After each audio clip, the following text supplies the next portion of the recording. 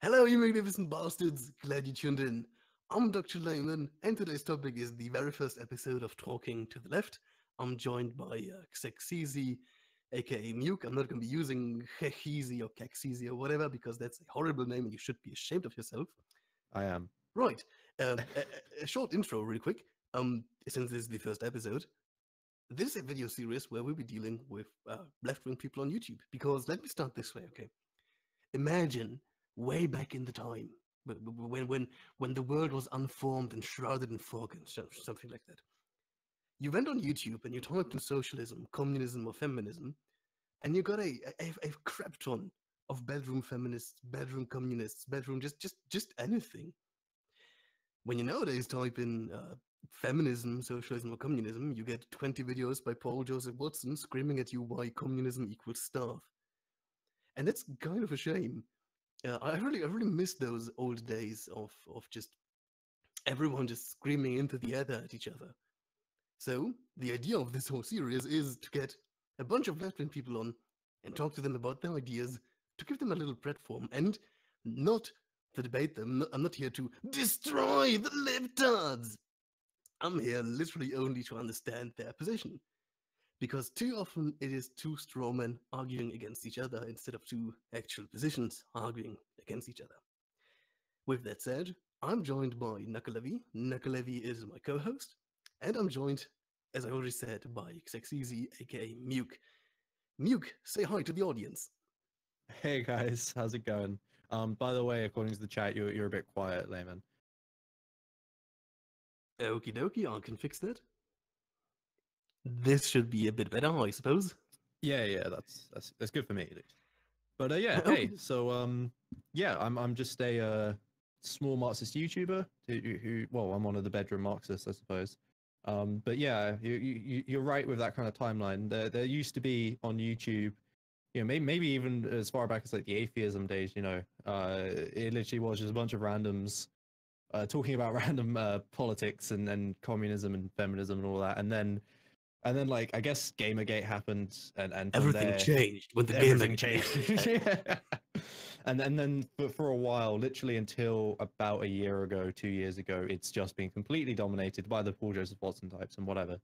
But actually now over the last 2 years ish, mainly over the last year, we've had a kind of almost a renaissance of sorts for left YouTube, and we've got a lot more figures kind of coming out to actually and good figures as well, rather than just kind of like bedroom YouTubers, actual kind of people who have production value, know what they're doing, things like that. So there is a left on YouTube again, which is nice. So I think this kind of a series idea couldn't have come at a better time. So what you're saying is that you're basically just using me to leech subs and views and to finally usher in the world revolution? Is that it? Well, I mean, you're just a platform that I'm using to you know, boost my populist movement. You know, the anti-communists should be trying to deplatform me, but Okay. Let's start with like I think the most important question. Do you think traps are gay? no. Okie dokie, we're friends now. Let's talk about Brilliant. Marx. Like just for a moment, actually, there's like actual scientific theories about why traps aren't gay. Like it's very interesting. I would search on YouTube sexual illusions. There's like a Google lecture of this guy going into detail. Okay, let's talk about Marx. Like, but yeah, Wait, I actually know that the is a thing. lecture. I'm actually aware of the lecture, and one Yeah, of these it's days a I great actually want to lecture. make a video on it. Yeah, it actually is. It actually is. Yeah. So scientifically, traps are not gay. So there you go. I can appreciate that. But is Marx I- gay? Well, when asking we look at the relation between Marx and Engels, you might have some. But then again, I mean, Marx fucked, so. Wait, it kind of looks like a bell. Look. Okay, boy. I like the level that this conversation has taken for now. I can appreciate that. Hey, you started yeah. talking about traps are gay. Yeah, I mean, I don't know what you expected. I come on, that's like a highbrow academic topic. You with your gay marks, that's like Jesus. Don't, okay, don't. Right. So I think our very first interaction was when you responded to one of my videos where I talked about Marx a little bit. Is that right? Something like that on Twitter. Yeah.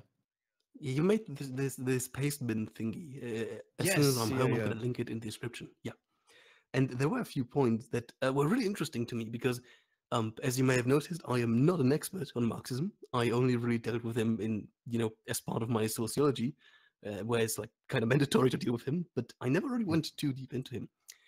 And there are a few things that I would like to talk to you about. And one of the very first things is historical determinism.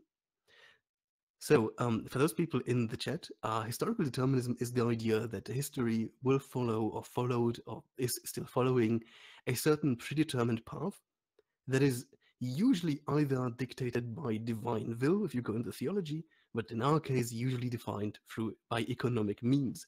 And in my understanding, Marx was always a sort of historical determinist, especially in his early literature. And you disagreed with me there. Could you elaborate on that?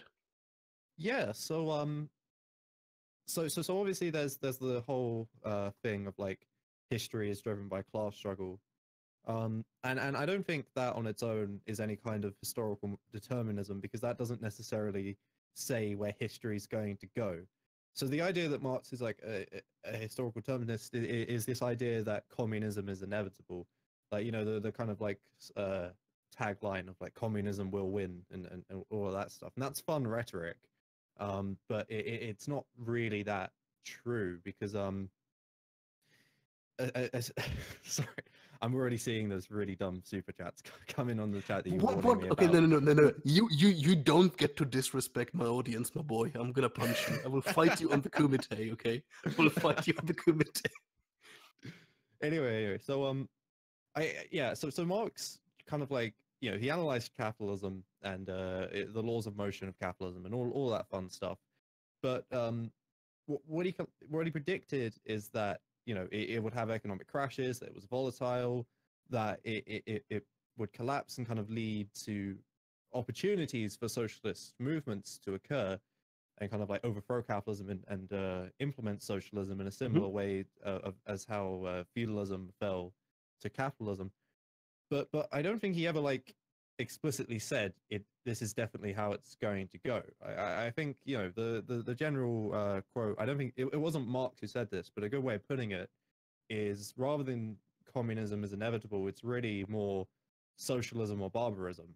Being that we can either from the Marxist perspective, we can either go towards a socialist society or we can stay with capitalism, which due to both its own internal logic and external limits, like things like limited resources, will eventually lead to worse and worse living conditions, more and more social problems, and lead us to pretty bad societies. Either societies that just don't function and can't feed people or have any kind of infrastructure, or in some kind of last ditch effort attempt to kind of save it, it's some form of fascism. So Mhm. these are genuine alternatives to where capitalism could be going. Um, and that doesn't necessarily mean it's going to socialism. We could all die, and then that wouldn't be socialism. So, I mean, yeah, I mean, technically, if no one owns anything, that's a good start. yeah. So I think I can obviously see why people call Marx deterministic, but I think kind of from just a more nuanced perspective, it doesn't really make sense. So, you touched upon something that's kind of like really interesting to me. Uh, in about like 30 seconds ago, you said that capitalism inevitably, through its natural limitations, i if it is maintained, will lead down a pretty horrible path. Wouldn't you say that that is a pretty deterministic statement in itself? Well, I suppose you could say that, but that's just kind of making predictions about the social system that we're living in. Um, I think I guess if you want to call that historical determinism, then yeah, that's fine. So you can say Marx is deterministic about capitalism, but he's not deterministic about communism, I suppose. Okay, so it's capitalism will inevitably crumble, but we don't know what exactly will come afterwards. Is that the Hmm. point? Yeah, yeah, yeah. Okay, I can follow that. Right. The next thing that I actually a subscriber of mine pointed out to me, and I really didn't have any time to think about it, but it's super interesting. Would you say, or wouldn't you say, that Marx is a bit Eurocentric in his approach? Oh, he totally is. Yeah, yeah. I mean, Zizek talks about this a little actually. Um, but no, I mean, he worked with what he had at the time, of course, which was mainly things about Europe. And I think when you look at kind of like history, there will be some parts of the world that probably do deviate from his general outlines a little bit, You but fucker, you already took one of my points away from me. I hate you. Yeah, I'm go ahead, sorry. go ahead. Where were you going? Where are you going to go with that? Oh no, I just wanted to point out that through his Eurocentrism, he kind of ignores many worldwide developments that go Mm, completely against his understanding of society and history. That's really the yeah. point I was trying to make. Well, yeah. So obviously, I think so because he only ever like empirically analyzed history, and if he mainly had empirical analysis, empirical data of European history, then well, we can only do so much of that. But I think the core points he makes about the development of history still more or less do hold true. So maybe like the exact perhaps order or timelines that he gives may not match up to the whole world when you leave Europe, but the main points he tries to make about kind of modes of production, how different societies interact internally and externally, economically and stuff. I think like in the fundamental sense of like slave societies and tribalism and things like that, and mainly kind of like commodity production as well. I think those, as a general rule, still apply. Like, well, there will totally be exceptions, but yeah, generally you can see that trend in history. I think anywhere in Mhm. the world. Okay. Speaking of this historical analysis, we disagreed on another point, which I would love to talk about a little bit more, Mm. which is the Urgesellschaft, the primal society. And I know Yes. that you really didn't like that, if I remember the paste bin correctly. Um, could you elaborate on your? Okay, wait. Before you do that, so the Urgesellschaft is a philosophical concept, and later on a somewhat scientific concept that talks about a sort of primal society of men, where it kind of depends on from which perspective you're looking at it, but it usually means something like you are producing uh, goods or value only for yourself.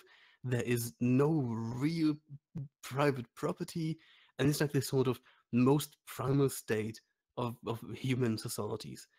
And in my understanding, it also is a core point of a Marxist analysis of history. And you tell me why I'm wrong. Um.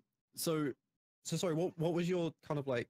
Because I'm trying to remember what your kind of like original interpretation of how it So was. Like, I usually use this as a sort of counter argument, I suppose, against a Marxist worldview, because the Gesellschaft is both important for Marx and for Engels and for other philosophers for that matter, and it we don't really have any empirical evidence for it ever existing, and as such, it is a somewhat very weak, very wonky foundation to base an entire worldview on. well, I don't think it's I think it is uh fairly observed. I think because the actual idea of what it is just that in tribal societies, i.e., kind of like before humans settled down and started agriculture, um, there there wasn't the concept of kind of classes and private property in the same way that there is today. And I think that's just kind of almost self-evident in that because we didn't have uh proper means. Well, we did have means of production, but it was things like hunter-gatherer societies. There was the division of labor was no, don't worry about that.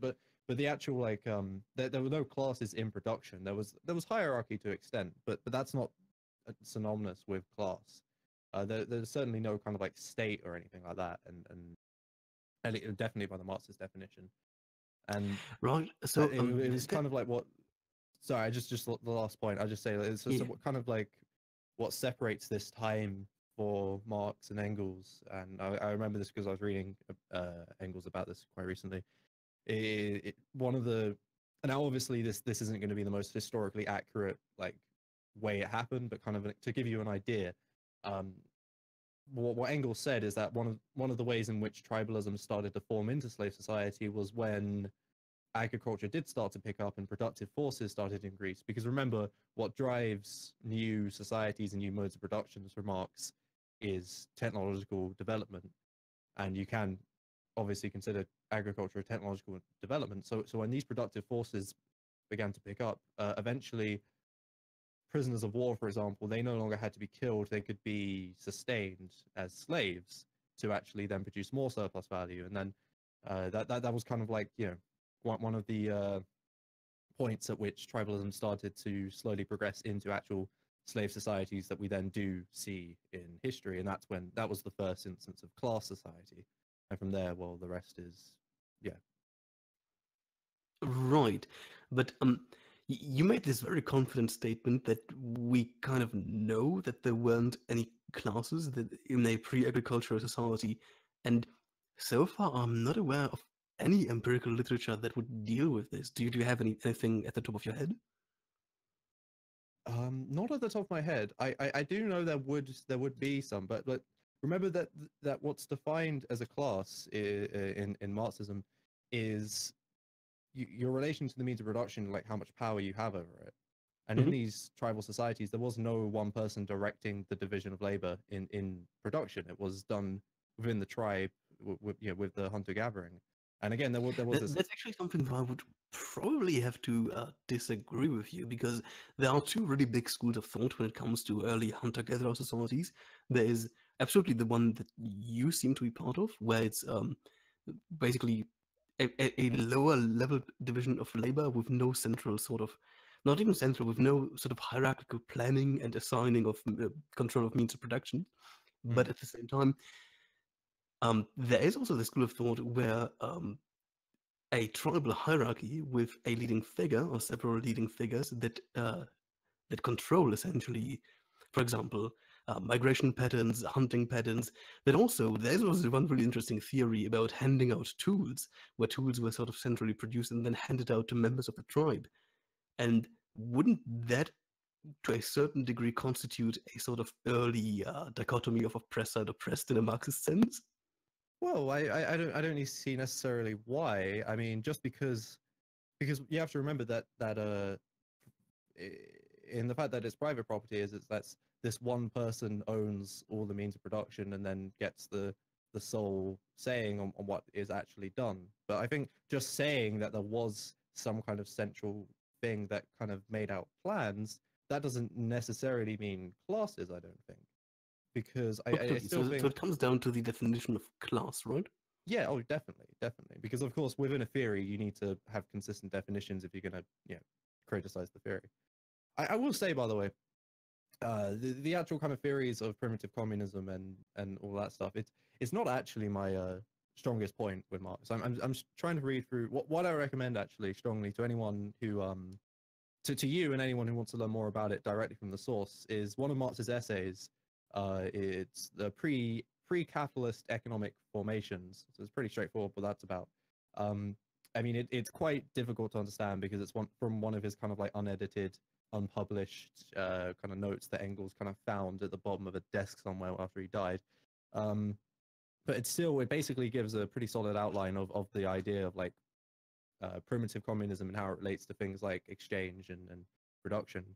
But it again, so coming back to the class thing, I think because like now again, I off the top of my head, I can't really give any too many sources for this because I didn't expect to have to be giving Oh, ancient sorry, I didn't. history sources and I stuff. didn't. I But didn't want to like entrap you or anything. Like this was just no, it's like fine, of it's fine, complete it's fine. interest. Like, But You from fell what into I my understand trap, is libtard. that but from what I understand, these kind of like tribes or the tribe leaders or whoever did do this kind of central planning, it was more kind of like rather than an actual authority figure like we might think of it today, it was more kind of like a position of respect kind of thing. You know, it's something that if abused, the tribe would kind of come together and displace them for someone else. You know, and I think that would make a lot more sense for kind of a for a tribe, rather than having this one despot figure that just decides everything because they just happen to be the tribe leader. I don't think without any kind of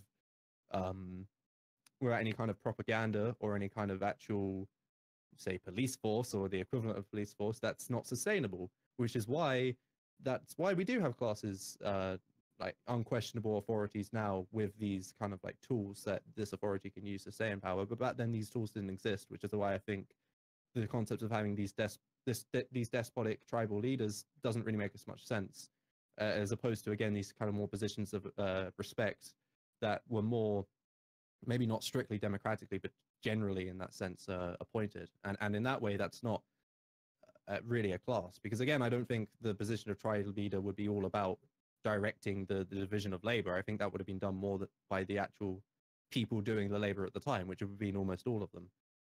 Because whether you're male or female, you're doing some labor for the tribe, whether it's hunting or gathering.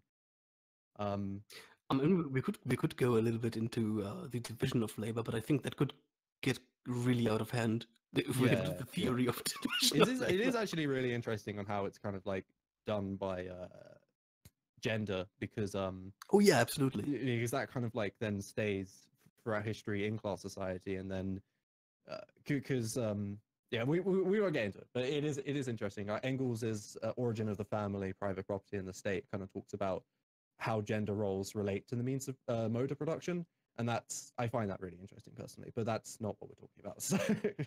I mean, like, if we find time at the very end, because this also goes into a bit of a Durkheimian analysis of how societies stay together and how societies form, we could talk a little bit about division of labor, but only if you find the time, only if we're not boring the audience with that, because that is arguably one of the most theoretical and weird parts of any sort of anything. It's horrible. Yes, yeah. And I love it. Absolutely love it. I wanted to touch on you know what I'll do actually real quick? I will link that essay I was referring to anyway, because it's an amazing essay. And if you want to understand Marx's actual theories on this subject, then that's basically everything you need right there. Okie dokie. Also drop it in the Discord so I can put it in the description. That's what I was going to do, yeah. Right, can I post links in the chat? I think let's so. Find out. I don't know. Yes, let's find out. No. YouTube, you magnificent bastard. Well, it's in it's in Discord. So Okay, again, I'm going to put it in the description. I will give a fair warning to anyone who's going to venture into this. I mean, it is short, very short, but it's Marx at some of his most unclear, and Marx gets pretty fucking unclear at times. So like, yeah, I'm not ashamed to admit that I never really finished Capital, because it's I haven't started it yet. Like I'm still reading all the precursor shit to actually properly understand it, because so many people jump into that book and they just don't understand it because it's, because it is the big magical book, everyone wants to read it, but like it's not meant for the average person. It's an actual philosophical text more than anything else. You wouldn't jump into Kant or Hegel without any preparation beforehand, so you don't do the same with Marx, or at least Marx at his most complicated. He does have more introductory texts which are very good and which basically anyone can read, but Capital, no. I'm going to start reading it soon though. I wish you only the best. It was a horrible experience for me to read it. Just basically only a select few chapters, but there was enough for me, to be honest. I've got it up on my shelf, just staring and at take it.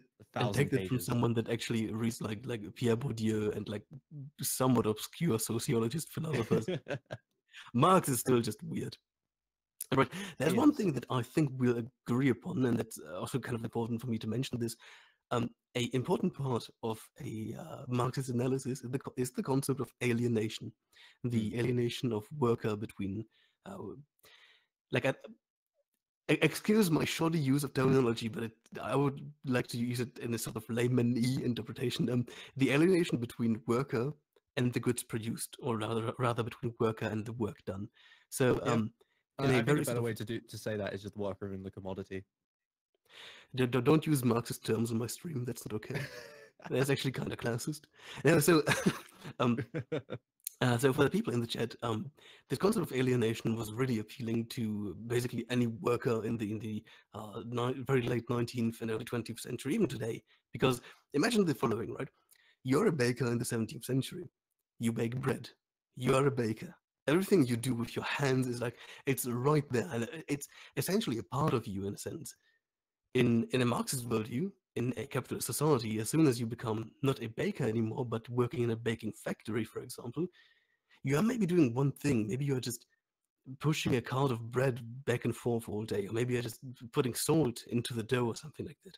And suddenly your relationship with what you're doing is kind of destroyed. And the interesting thing is that not only Marx and not only sort of the left wing touches upon this concept of alienation, but also the right wing. The right wing often does this under a sort of guise of spirituality, right? It's like this romanticized version where you, with your own hands from scratch, create something, and it's like a part of you, essentially, an extension of you. And um, whether it be from a right wing perspective or a sort of Marxist perspective, I definitely can relate and agree to that. I think that alienation is a big problem in our modern societies because it's not you anymore really having a relationship with the product, but it's a sort of there's a layer upon layer upon layer of alienation between you and the final commodity. And I wanted to ask you, Muke, how important is alienation to a Marxist framework, in your opinion?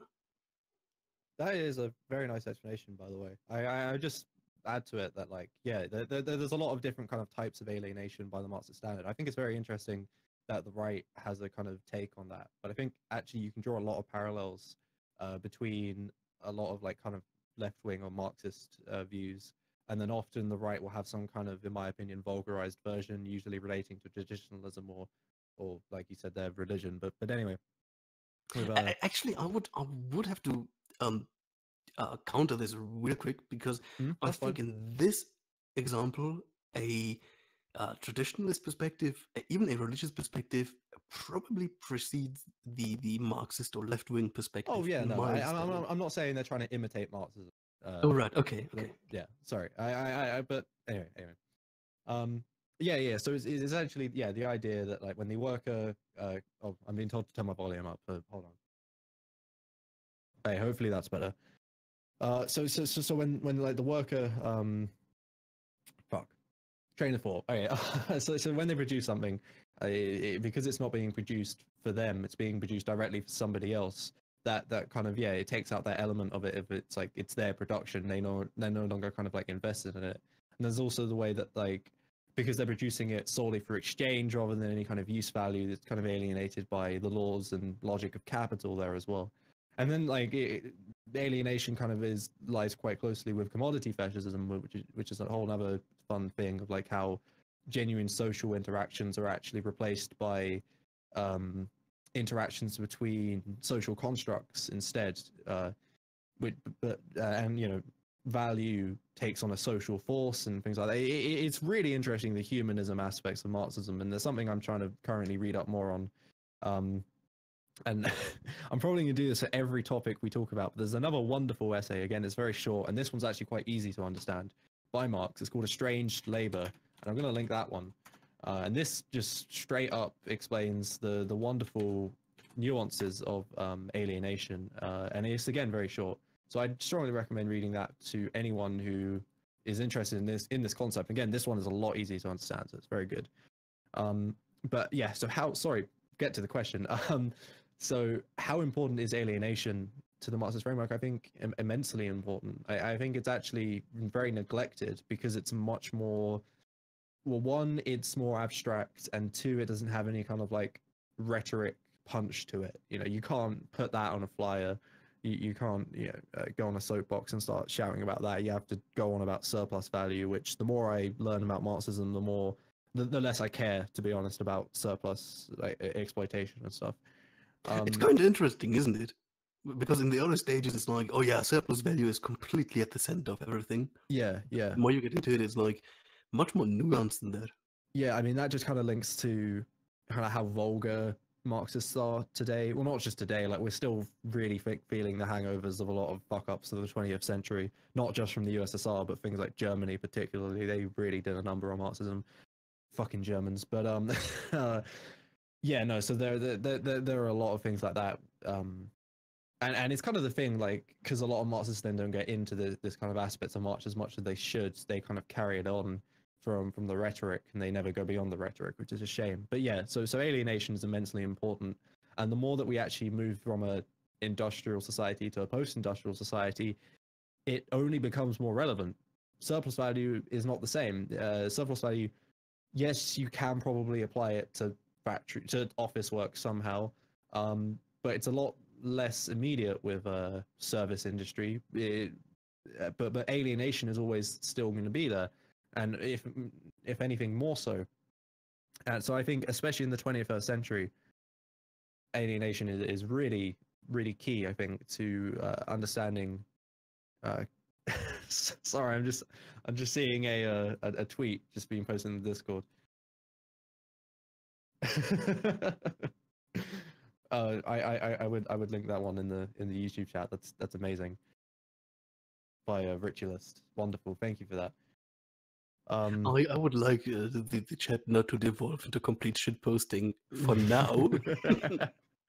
Sorry, I like that a lot. I'm saving that picture. Anyway, but where was I? So yeah, we were talking about alienation. Yeah. So yeah, it is very important. I think it should be pushed a lot more, kind of like from a critical theory perspective as well. I think that's good to come at it. Just talking about alienation in labor, alienation in culture, as well. I think that's really where a lot of Marxism should be putting its focus on for the modern day. So yeah, it's pretty important. I hope that answers your question. I mean, oh yeah, it really does, because it's I think one of the things that I can really get behind in terms of Marxism, because not only is it a sort of personal thing for me, I can maybe later go into my hobbies, which include sort of historical reconstructionism, stuff like that. But yeah, it's really important, really interesting to me. What I want to talk about, it's really interesting that you touched upon the shift to a service economy. Can I use the term tertiarization? You familiar with that? I'm not. No. Okay, so tertiarization is this wonderful term that basically describes the shift from a where do I start? Okay, economy, three main sectors. First sector, agriculture, subsistence, what keeps a nation, what keeps anything basically going and alive. Second sector is industrial production, basically self-explanatory. Third sector is services.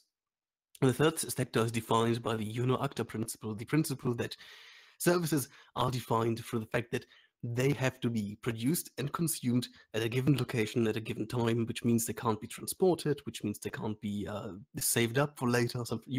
There's no canned barber, for example, no canned massage person, as far as I know, at least. And tertiarization describes the shift away from the first two sectors towards a third sector, towards basically services. It's basically just a very fancy term that saves you about 5 or 6 words when you start trying to say that we are shifting away from industrial production towards services. It's just easier to say tertiarization.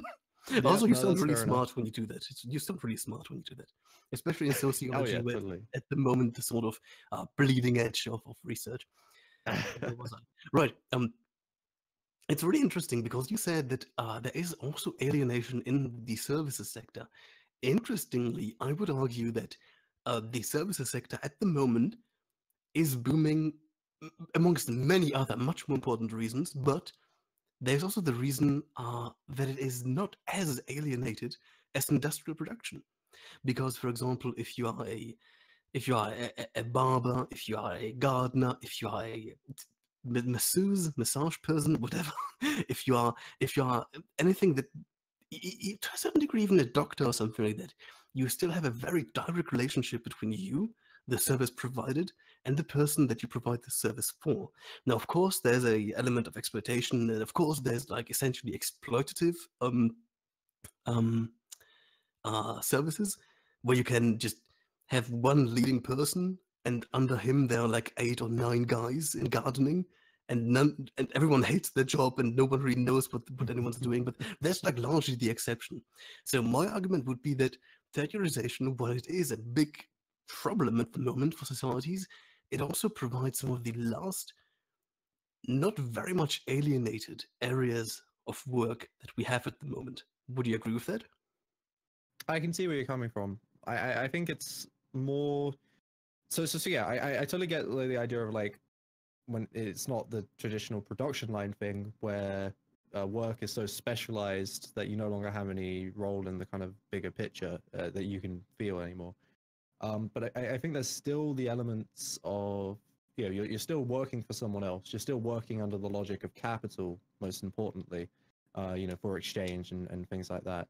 And I think that's what becomes more prevalent as as capitalist society develops more and more, as capital kind of expands into uh, more and more spheres of society. And that's kind of one of the most interesting things about the 60s is yeah, that will go horribly off topic actually, but about you know, capital kind of expanding in beyond production into more social relations and more social spheres and culture.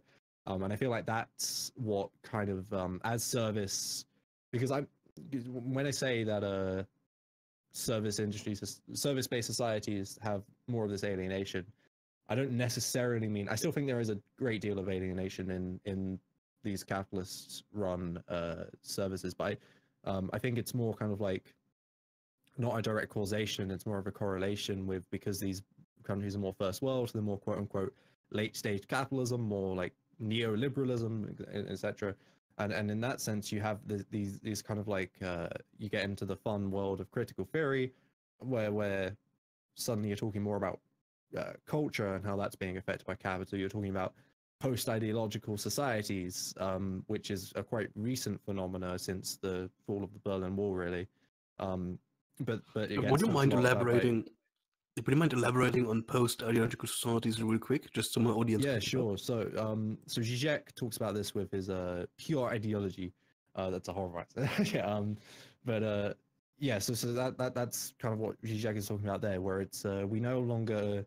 It's kind of like the end of history thing, where we no longer really live in a society where anyone considers liberal democracy to be an ideology kind of thing. Everyone just, most people at least, consider it the default, just how things are. It's not its own ideology, it's just life. And everything else is a variation or a deviation from the norm. But you go back not too long ago, just on merit of the USSR existing, whether it was socialist or not, even in the late 80s or whatever, just on in merit of it existing, it was still a symbol of something different, something that was trying to be different. But now we no longer have that.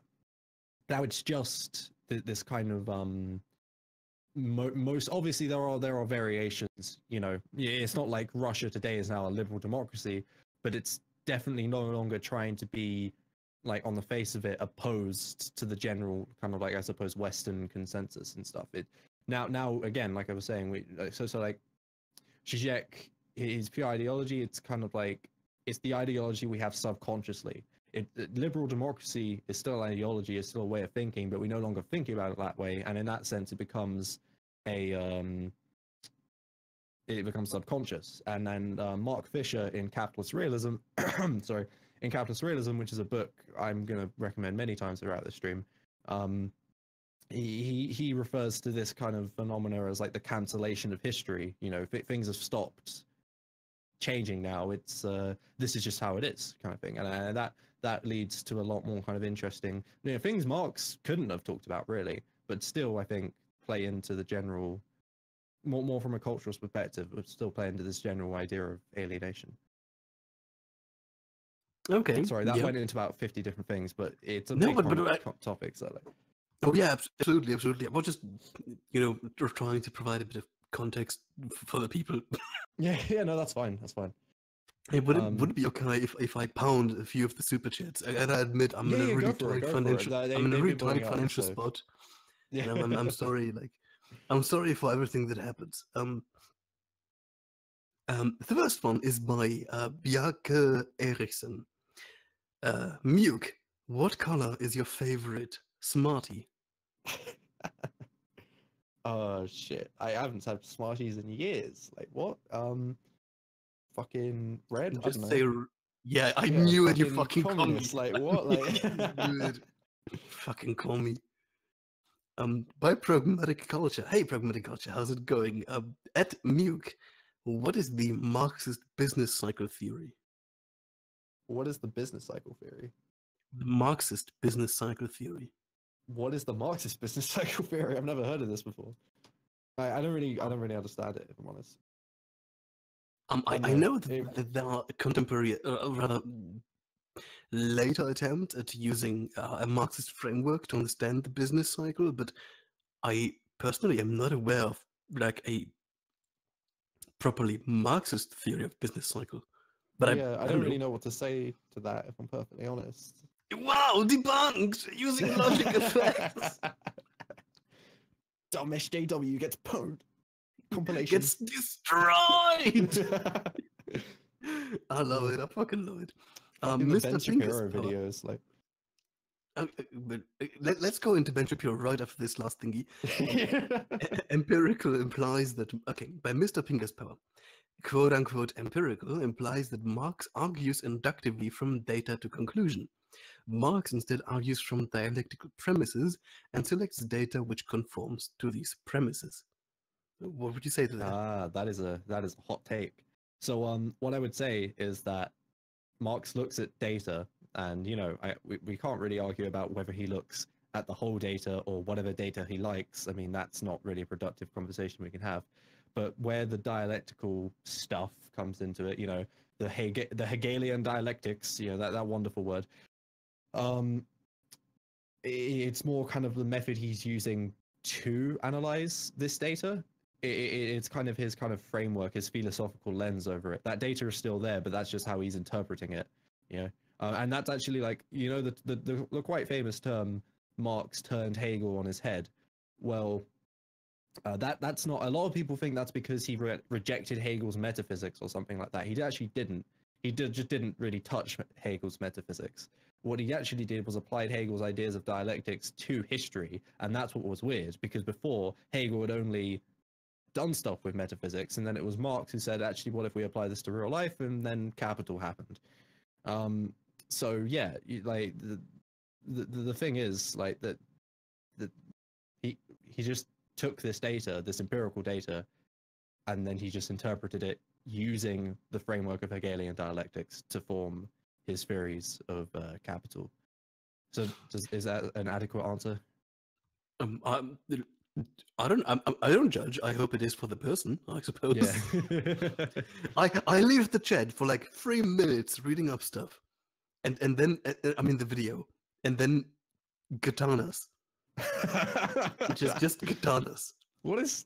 You know what? I actually saw this happening as I was talking, but I just didn't register it. Like, I didn't even bat an eyelid at this. What the fuck is this? Look, mistakes were made. Yeah. Mistakes were made. Like fucking sands as well. Like what? My helicopter broke. Like the blade's supposed to be spinning. I've got my Shia LaBeouf and the communist mind powers have. I even found the sea. To give you like a really quick rundown, I do historical European martial arts, have been doing for almost a decade, and one of the oldest layman memes is like the appreciation for the rapier. It's important that you pronounce it rapier and not rapier, and a disdain for the katana or the kaktana, and somehow that kind of got it sort of alive on its own, and it's been haunting me ever since, where people just spam katana memes at me. And yeah, that's kind of the thing, to be honest. Like, inside channel memes are the best. Don't worry, Yeah. I understand. If you ever see the term libertarian Leninism, just know that. Yeah. Oh no! Just that was like, it still is like a huge meme. Like about a year ago, it was a big meme, but it still lingers around, and it's amazing. Right, someone in the chat touched upon a thing that I would like to touch about, and since we're at a rather light-hearted moment, I think this is a really good opportunity to do it. One of the sort of emotionally strongest arguments that's often being used against any sort of Marxist worldview is that about 100 million people died in the name of communism, of trying to implement communism, or trying to practice communism, what have you. What would your take on this argument be? Oh, there are a lot of takes to have on that, really, because it's the big. Give me your hottest take, please. Oh, Please, the just, hottest ones. Just, I mean, just you send know, me to the there's gulag. the comparison that it's like, would you blame? Fuck, I can't pronounce his name. What is it, Locke or whatever? You know, the guy, that guy, that philosopher guy. So you mean wouldn't Locke? blame John Locke. That's it. Yeah, because he has E on the end of whatever. So you wouldn't blame like Locke. It's pronounced Loki. Locke, thank you. Okay. Fuck off! No. No, okay. That doesn't sound right. Whatever. You know who I'm fucking talking about. Locke, dude. Okay, you wouldn't blame him for any deaths that have happened under liberal democracy, of which there have been many. You know, you wouldn't say the all like classical liberal ideas have been refuted due to wars that have happened under liberal societies. That doesn't make any sense. So as it would follow that you wouldn't hold Marx to a different standard where it's like, because, you know, I mean, it kind of falls into this really, really basic misunderstanding of Marx, that he was actually just this guy who came up with this idea of communism, and then a bunch of people got that idea, tried to implement it in real life, and then it just didn't work because his ideas sucked. Marx didn't even come up with any ideas of what socialism or communism should be. All he did was just analyze what capitalism is, like empirically, and then made predictions based off of that, and his predictions were that communism would arise. And there were attempts at that, you know, in line with his predictions. They just, due to things that we could talk about for hours, turned out in, you know, horrific ways. Not all of them did. In fact, not even the majority of them did. It's just really like the USSR, China, North Korea, you know, they obviously got fucked for their own various reasons. But then for every USSR, you have the Paris Commune, the German Commune, the Catalonia communes, two Hungary communes, Czechoslovakia, Would you say that Korea, Czechoslovakia? and Would you say? oh, sorry. Sorry to interrupt you, but would you say that Czechoslovakia did a good job implementing socialism? No, because they were still more or less under like the Eastern Bloc, weren't they? But they had this one point where I think it was them who was going for socialism with a human face, and essentially like what you had in both Hungary and Czechoslovakia were these countries trying to break away from the USSR, not to then go to liberal democracy, but to actually try and establish socialism for themselves, because they felt that genuine socialism was being restricted by the USSR. So there was still like hope for socialism at that time, but it was just still anti-USSR, and Yugoslavia as well. Actually, Yugoslavia is a bit weird. Actually, I don't really like Yugoslavia. But anyway, my point is that it's not like every single attempt at communism has led to these types of totalitarian dictatorships, because they just objectively haven't. Now, I will concede that these examples that I've given, they lasted at tops a couple years, minimum a couple months. That's totally valid to bring up. But it is moving the goalposts when your original argument is that every attempt at it has led to totalitarianism, when actually there are examples, no matter if, even though they are short-lived, there are examples where they've ended up even more liberal than the societies that they've overthrown at the time. Some of the most progressive societies in the world at the time, even more than a lot of today. Yeah. So I think when you combine those two things, that one, Marx didn't just give this idea of communism for us to follow. That's just ridiculous. And to say that because attempts at communism have gone badly, Marx's ideas are wrong, just demonstrates the most basic misunderstandings of Marxism that you can have. And second, again, like it's not like every single attempt has led to USSR style totalitarianism. It's just wrong. And again, at that, like liberal democracy, when it was coming out of feudalism, that required violence and violent revolution, and even like, you know, Oliver Cromwell was a fucking corrupt piece of shit. But hey, he gave us like what we have today. So it's like, yeah, and I'm not saying that's okay. Like here's the thing: when we look into the transition away from a sort of traditional feudal period into a, say, modern period, the level of bloodshed is not really understandable for most people, right? Even if you look at the one thing that people kind of hold in high regard, for example, the French Revolution, that stuff was absolutely disgusting, right? That was just like the streets overflowing with blood, essentially. But yeah, at the same time, wouldn't you say that, for example, the Maoist China or the USSR have a very distinct quality of its own when it comes to exterminating dissenters. How do you mean? I think there's a qualitative difference between, say, um, even if we take the French Revolution at its most dire moments of just this royal scare, essentially, this everyone's a royalist, let's kill everyone. Even if we take that to its extreme, the violence was localized in a few sections of society. But if you look at, for example, Maoist China, and we can go into the debate whether the what was it called? The fucking famine, the redistribution of agrarian Oh, I land. know which one. Yeah. But that The was Great Leap Forward? yeah, exactly. Yeah. And that, in my understanding, like this concerted effort at essentially genocide, I think that even at the worst moments of transition from feudalism to a more modern society was never achieved. I mean, so that I will at least say there is, of course, a position that you can go on about how a lot of these numbers are over bloated. It's Western propaganda, but I'm not interested in making those arguments personally. I don't really care to defend these types of places. So what I will say is, in regards to the USSR and China, yeah, they totally did have brutal totalitarianism. They had a lot of bloodshed. I think you can attribute, when you compare that to the French Revolution, you can probably attribute some of that to the fact that these places lasted a lot longer. They had a lot more power over a lot more people. They were very different scenarios, I think. The revolutionary fervor lasted several years in France and wherever else, but what was going on in China and Russia lasted decades, and so I think that is a different scenario, which can account for a lot of the disparities in actual numbers of bloodshed there. But I mean, yeah, I just don't think it's anything inherent to any kind of like communist ideologies. I think it's just a kind of a product of the time and conditions it was in, which were very unfortunate time and conditions that led to what we saw in a way.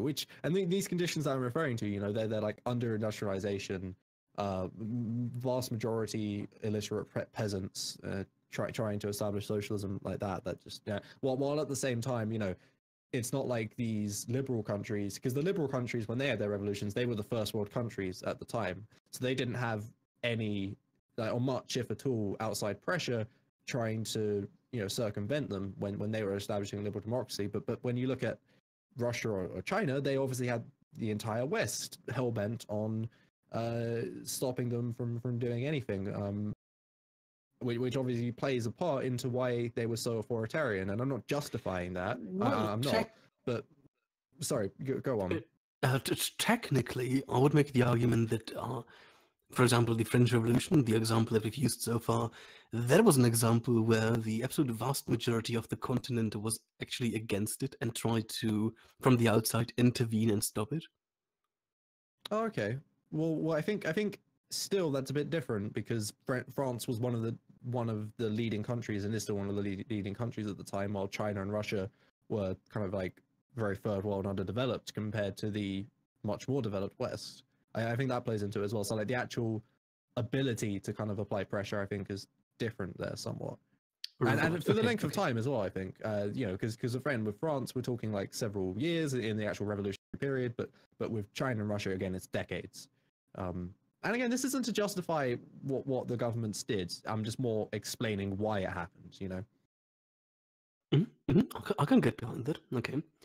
But there's one thing that I would just like to sort of hammer home. So you would say that while there may have been a distinct quality to the repression in, say, the USSR and China, it was more due to outward influences and outward issues, and the fact that the country itself was coming from a rather unstable, as you put it, illiterate peasantry, and not something that is inherent to a sort of attempt at implementing Marx or communism itself, right? I think, yeah. So I think the best way to word it is that you can determine that it's not really inherent by the fact that there have been more attempts that didn't result in any kind of that scale of bloodshed. I think if it was every single attempt like that was like that, then you could be justified in calling it inherent. But I think historical fact just kind of empirically shows that you cannot in any way justly say is an inherent feature of communist revolution. Yeah, and the most you can say is communist revolution is more likely to. But again, I would still disagree with that because I would obviously pin it down on other factors. But that's a different discussion. Is it really? I mean, we can talk about it. Well, I mean, it's talk about the pleasantries of millions of people dead. Yeah, lovely, absolutely lovely. It's a similar discussion. I'll say that, but it's a different question, I think. Okay, right. I can get behind that.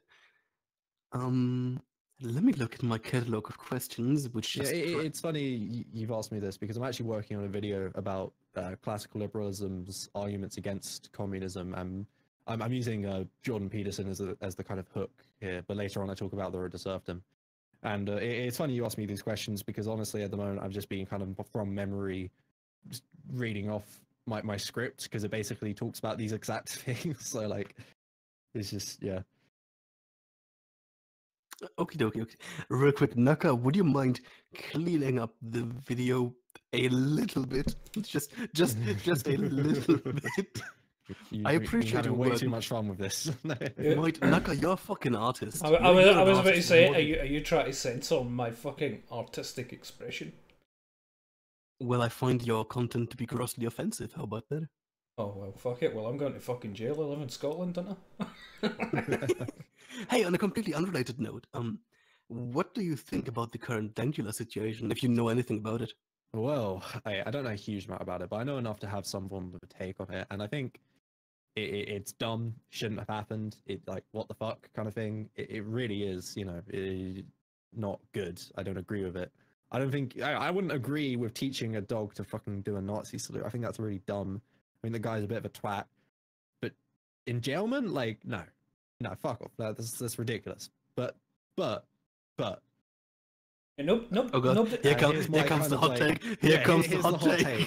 Here's my kind of like social justice spin on this bullshit. It's I don't think it's like the any embodiment of the biggest plight of our times, what we need to be kind of like focusing on. I think it sucks. I think it's worth like paying attention to, but I think at the same time it's interesting and perhaps telling that it's stories like this that get so much attention and so much controversy, but then there are so many other instances of free speech being so ridiculously abused, often for activist groups, in really kind of like 1984-esque bullshit ways all the time that just don't get any recognition at all. And I think that sucks.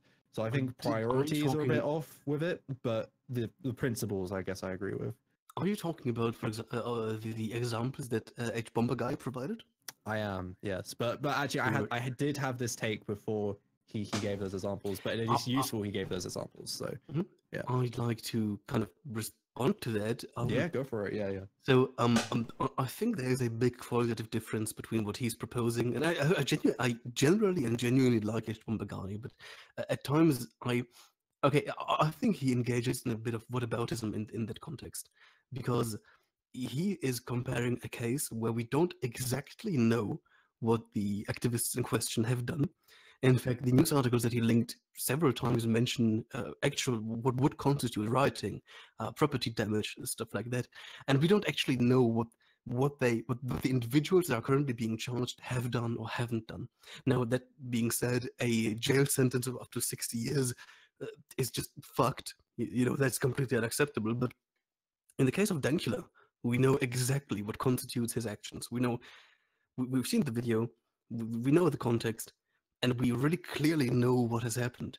And I think that, yes, let me put it this way, caring about Dankula doesn't mean not caring about activists in the United States. I agree with that. And I don't think that's the point trying to be made, though. I don't think anyone's saying, oh, well, if you think this, then you inherently don't think this or whatever, or like this is the one thing you've chosen to get mad about and you're not allowed, and you don't get mad about anything else. I don't know, but I think in general you kind of say, if you kind of like remove the individual person for a moment and look at it from a kind of a general trend as a kind of like group as such. I think you can say that people do care way much more about these things when I think there are bigger problems on similar subjects. And yeah, you are right to bring up those things about how they are different contexts, but it's still along the same vein, and it's still, even with those things taken into consideration, it's still disproportionate the actual attention and consideration each one gets, I think.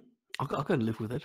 Yeah, so I think we basically agree, really. I mean, on that. I think it really comes down to this just the tiny value judgment. Like, I have this really weird irk with what quote unquote whataboutism at the moment.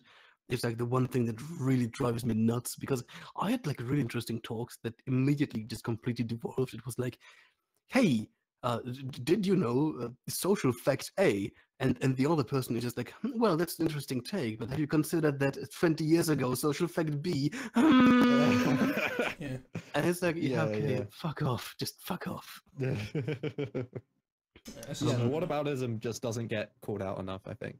Because I think Yeah, people, absolutely. when they see it, their instinct is to automatically jump on the point that's been presented to them and point out what's wrong with it, rather than taking a step back for a moment and going, wait a minute, why is this being discussed to begin with, kind of thing, you know?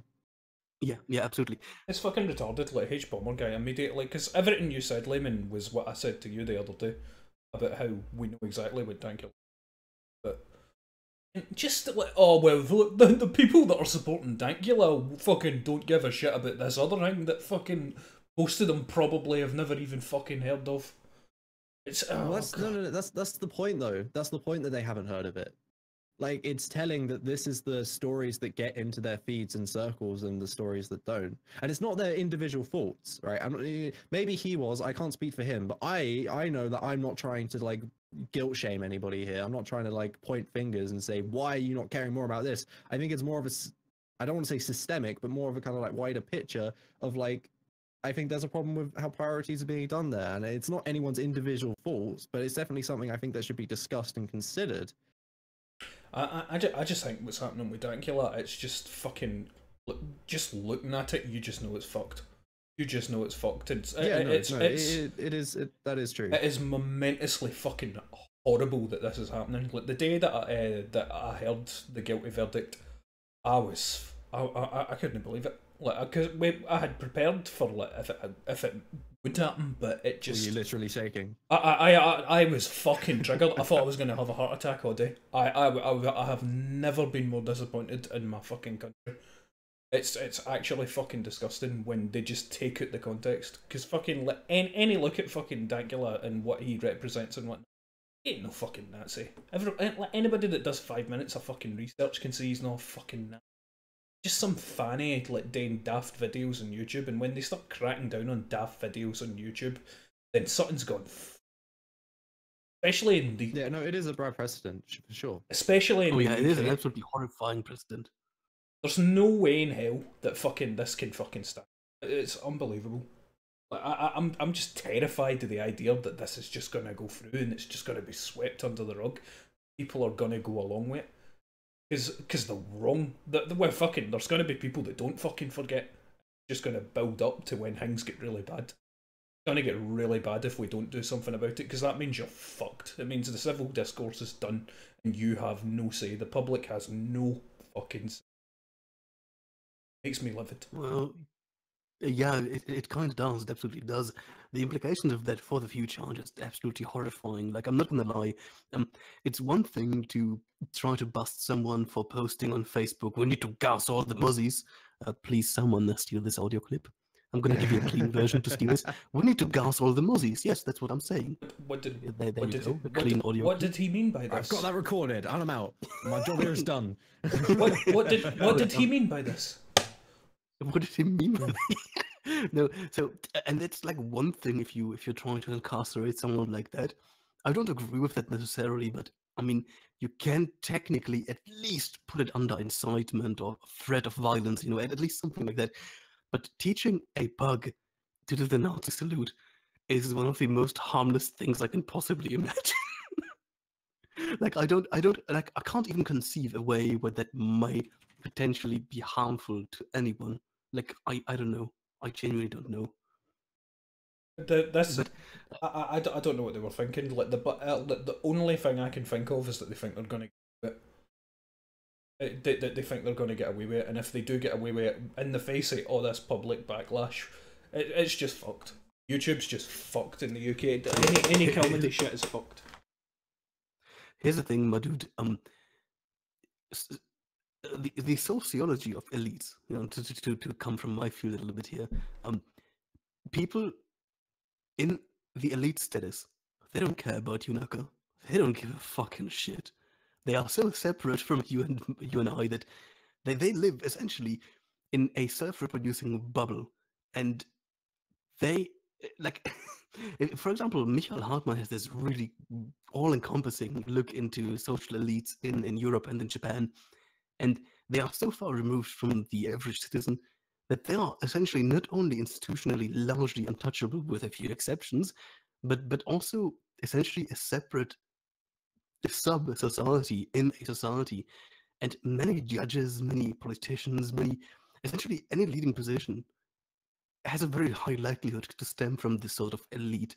And they don't care. Like, I don't think that I don't think it was necessarily malice that happened here. Just like this feeling of, well, there's nothing that can happen to me. Let's fuck shit up. At least in my understanding. Mm. And this coming from someone that I should disclose my bias here. I fucking despise elites with a burning passion. Right. The next thing I would like to talk about is we dealt with Marxist theory. I would actually like to talk about Are we going on to the spicy topic? Which one? I am assuming Antifa is where we're going now. Not I want to talk about Antifa eventually, but for now, I would actually like okay, my bad. Sorry. Okay, yeah, go on. I wanted to know what it's like to be a communist on YouTube.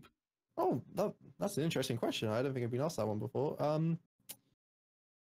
Well, I mean, I don't know how to really answer that. I mean, it's kind of like having a regular YouTube channel, except my comments are cancer. You know, I mean, I just get the most interesting comments from, like, especially when I do response videos, because they get recommended on the original videos, and I just get the one-liners of how I'm a teenager and I'm a communist and I use a computer, and I get that a lot.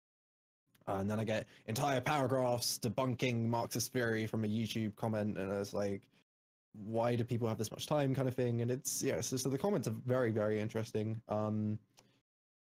But I mean, what else is there to the YouTube experience, really? I mean, like, I'm not just interested. make videos and I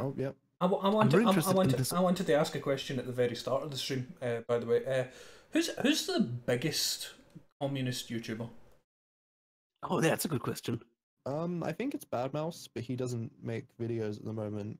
So the next runner-up, I mean, it depends how you define communist YouTuber, because, like, I think H-Bomb, Sean, maybe at a push Contra are all technically communists, but they don't really talk about communism. So if you don't count them, then yeah, the next one down is Badmouse. He doesn't make videos. The next one down might be Jason Unruh, because he does have 30,000 subscribers, but his videos get about 1 to 2K views each. So I love you, Jason. Message me, baby. Might be me at the moment, which is a scary thought, because I'm the currently biggest active communist YouTuber, I suppose, because then the next one up is Badmouse, and yeah, so shit, that is a what the fuck. Okay, I didn't realize that. But yeah, fuck. And until Badmouse comes back, it's me. Okay, Badmouse, is he that guy that's like evil Klemps? Fucking. I'm sorry? The YouTuber Klemps, they look exactly the same, I think, and they sound the same. I don't know who that is. Oh, he does gaming videos and stuff like that. Really good. Oh, someone brought up libertarian socialist rants. He's a big one, actually, but he's way too he's way too inactive to really count, I think. But yeah, he would be above Badmouse if he was active. I love what kind of dynamic entry he made on YouTube. It was like he appeared and suddenly everyone knew about him. It was hilarious. I think he's just a bit of a personification of certain stereotypes that the right wing or the centrists may have about leftists that we won't delve into because I'm a nice person. I can't believe you said when this. is Seattle for Truth going to come back and save YouTube? I think he's still Oh active. yeah, Finnish Bolshevik exists. He's ridiculous though. He's literally the biggest. Like he is the actual like embodiment of Stalin's son kind of thing. He has, I think, less subs than me by 1,000 or something. His videos do, I think, get less views than mine, slightly, by a few thousand views each. I mean, he definitely makes content more frequently than I do, so I suppose I'm just a bit above Finnish Bolshevik, but I don't like to count him because he's just a fucking history channel, to be honest. The one thing that's really interesting to me is the sort of behind the scenes sort of network stuff going on. So, for example, in my niche of YouTube, it's pretty common for people to somewhat know each other, be on friendly terms with each other, and when there are disagreements, they are usually somewhat minor, even though that has changed during this year, where things have become pretty heated for some reason. But before that, it was everyone just kind of knows each other, and very often, even though I do not participate in that, you have Skype groups and Discord servers where people organize themselves to make response videos, to deal with stuff, and generally just to share content between one another. Is that a similar experience on your side of YouTube? Well, funnily enough, not really. Actually, I mean, I actually have started a leftist YouTuber Twitter group chat, and that has like I want to say almost 10 active participants. and Can they're I all join? quite Can I small. join? Can I join and post Stalin memes? Of course. I appreciate but yeah, that. so Thank you. yeah, no, that has almost like 10 active participants, so they're all quite small, but like this, to my knowledge, is the only existing kind of group of like dedicated to being about leftist YouTubers. Like everything else is going to be YouTubers who have groups because they happen to be friends. So for instance, like H-Bomb and Sean, they're like actual real life friends, but they are two of the biggest leftist YouTubers. So I don't really think that counts. So like, yeah, left YouTube. This is something I have thought about a lot actually. Like left YouTube isn't as networked or like linked up together as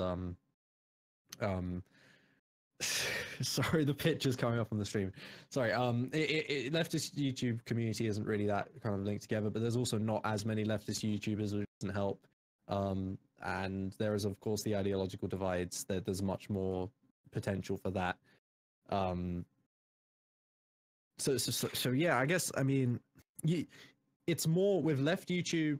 It's more about progressive networks, which I'm not really as involved in. That's the actual proper equivalent to your guys's groups. I think the actual dedicated communists, there isn't really anything like it's me and a few other guys, and we don't talk that much.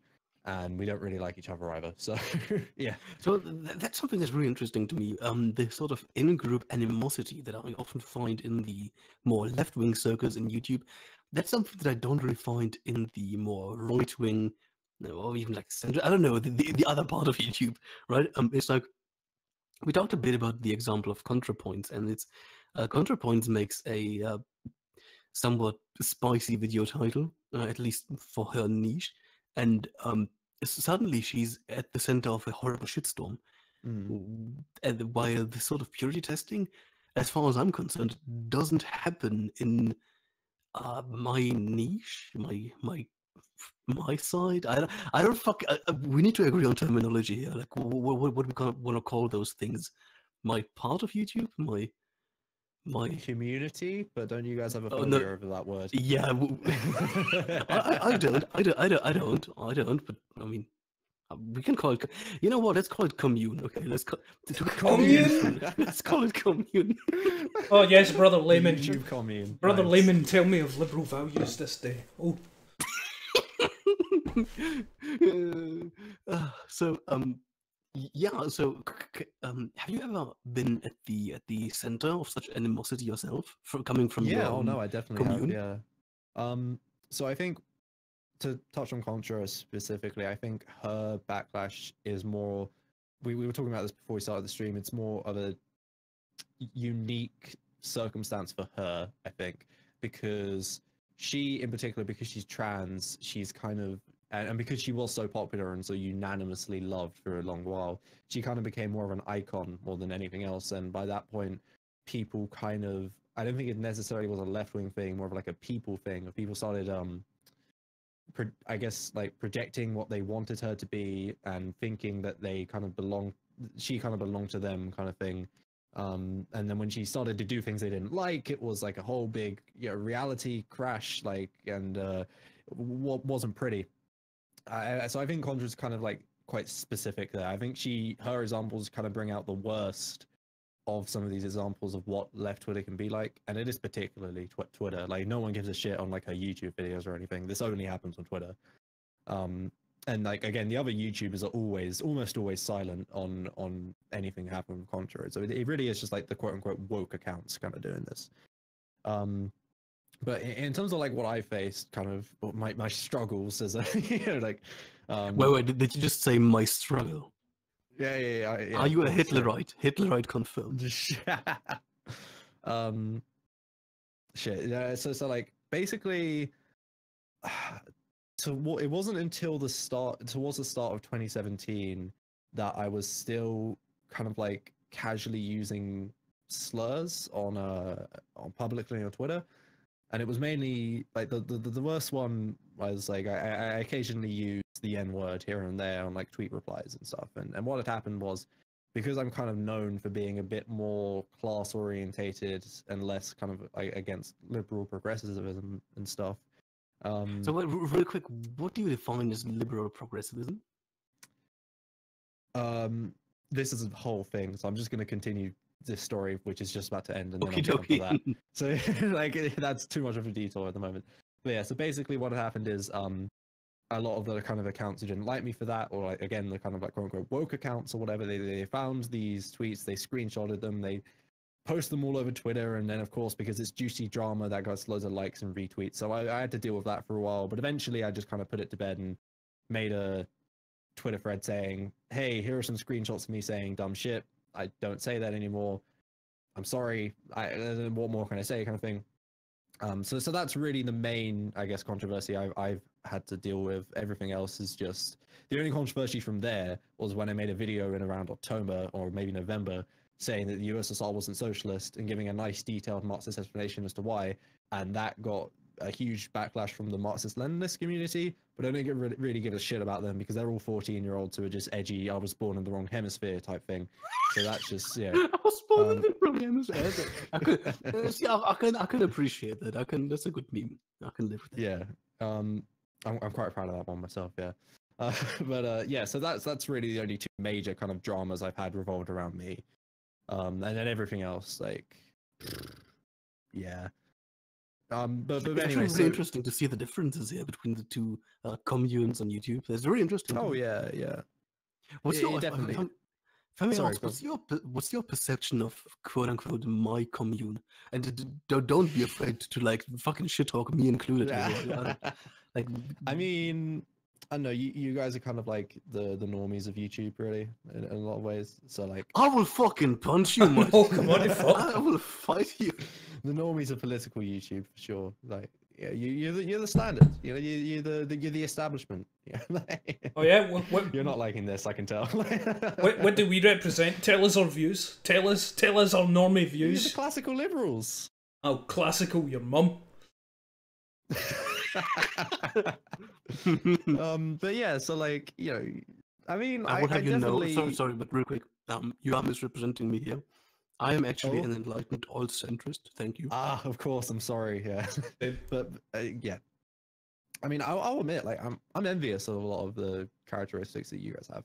I think it just kind of comes with you guys being one of the biggest groups around. But it's what I've at one point try and replicate within the leftist sphere of like trying to get more streams going between me and other YouTubers, trying to get the groups and general memes flowing there, and it kind of worked to some extent. But at the end of the day, I mean, I don't think we're kind of big enough to do it. I don't know. So I do kind of like, I am slightly envious of that for sure. But you know,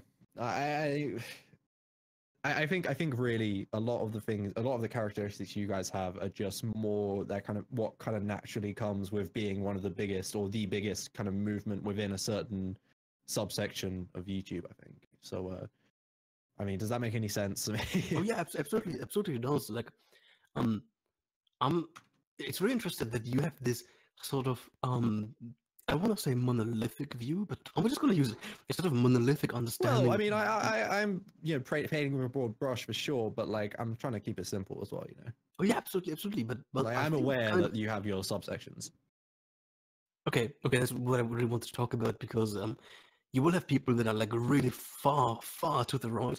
You have people that are actually pretty far to the left, and even like during the last say 2 years or so, you have a very small subsection of people that are largely just interested in the research part of it.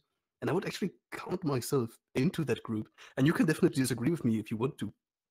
To me, a political decision, a sort of so to me, the dimension of process is more important than the dimension of output. I find it more important to deal with ideas, to look at research, and try to figure out a working system than to implement any sort of one political solution to anything. And yeah, I don't know where I was going with this. I guess you just really hurt me by calling me a normie because fighting words. Those are fucking fighting words. I was trying to be a bit contrarian, but I think that's okay. I appreciate that. I really appreciate that. Like too often, I'll get people on here, and it's like, you know what? Tell me why I suck. Okay, go ahead and tell me why I suck. And it's like, you know, I really like you, and everything you do is great. And I do actually really like you, to be fair. So like, fuck off! Don't. I just had I just started having a little bit of respect for you. You call me fuck. Fuck off. Yeah. I'll never say I like you again. I'm sorry. Thank you. No, fuck off. No, you're doing what I want. Fucking cuck. Shit, I can't win now. I actually want to talk about one thing before we get to Antifa, which is sure. the. So oh wait, no. We were going to talk about the fucking liberal progressivism stuff. Oh yeah. Go ahead. Yeah. Okay. So basically, so shit. Where do I begin with this? So basically, I think there's a lot of conflation between the kind of like the liberal social justice warriors, the kind of like Clinton style, you know, whatever the fuck that is, in relation to actual kind of Marxism. I mean, it was how do you say your name? Like Notka, the co-host guy. I will have you know it's Nuckalevy, a proud Scotsman. Nuckalevy, yeah. So he was asking me before we started, like, oh, are you one of the gender communists? I'm like, I said gender, race, but like, Marxists, people. You know what I mean? Yeah. So like, you know, I think the general Marxist idea is that like obviously we're against racism and sexism and all that thing, and then like, I guess you can say, I mean, for weird abstract reasons that you guys probably won't appreciate, I don't like the term Marxist feminist because it goes against the kind of like more analysis-driven idea of Marxism, but that's a whole thing. It goes completely against Marxism, but continue. Yeah, but like, shit, I lost my train of thought. Yeah, okay, so like, what kind of distinguishes the liberal from the Marxist is that the Marxists will draw the line at class. You know, they'll say like, yeah, we're against sexism just because a woman is a CEO. That doesn't make her any better of a CEO, kind of thing. And I think what's really interesting about capitalism past the 1960s, like that, this is fascinating to me, honestly. Before the 1960s, most leftists thought that if they dealt with sexism and racism, if they eliminated that, then capitalism would necessarily have to break down because it relies on these things. And this was like a big consensus at the time. And then the 1960s happened.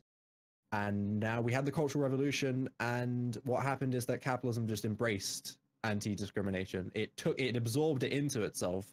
And now you have capitalism with a human face, as Zizek puts it, where it is totally, on one hand, you've got the Hillary Clinton, the embodiment of the establishment, the actual lizard queen, who is totally just outright, it just expected of her to be the whole anti-racism, anti-sexism thing.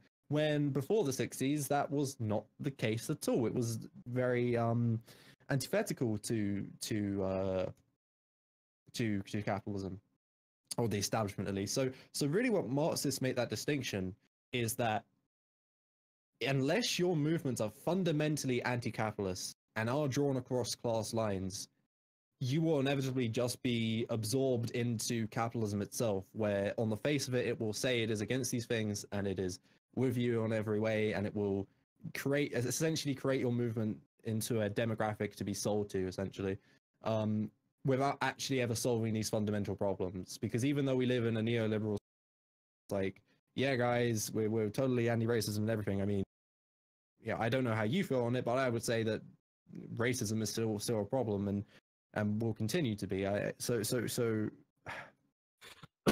my what I'm personal position, real quick, on racism is that intrasocial, it's not as much of a problem, but intersocial. All right. Okay. Sorry, I'm calling. Okay, well, I'm calling. I just want to finish my point. So basically, the big difference is that the actual Marxists were about class, were about fundamentally anti-capitalism, while also being anti-discriminatory. But then the liberals are just the standard kind of like Clintonite, more female drone bombers, shit like that.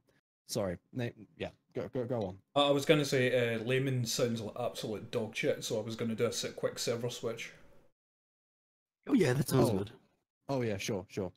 Sorry, I thought you were gonna. No. Sure, my bad.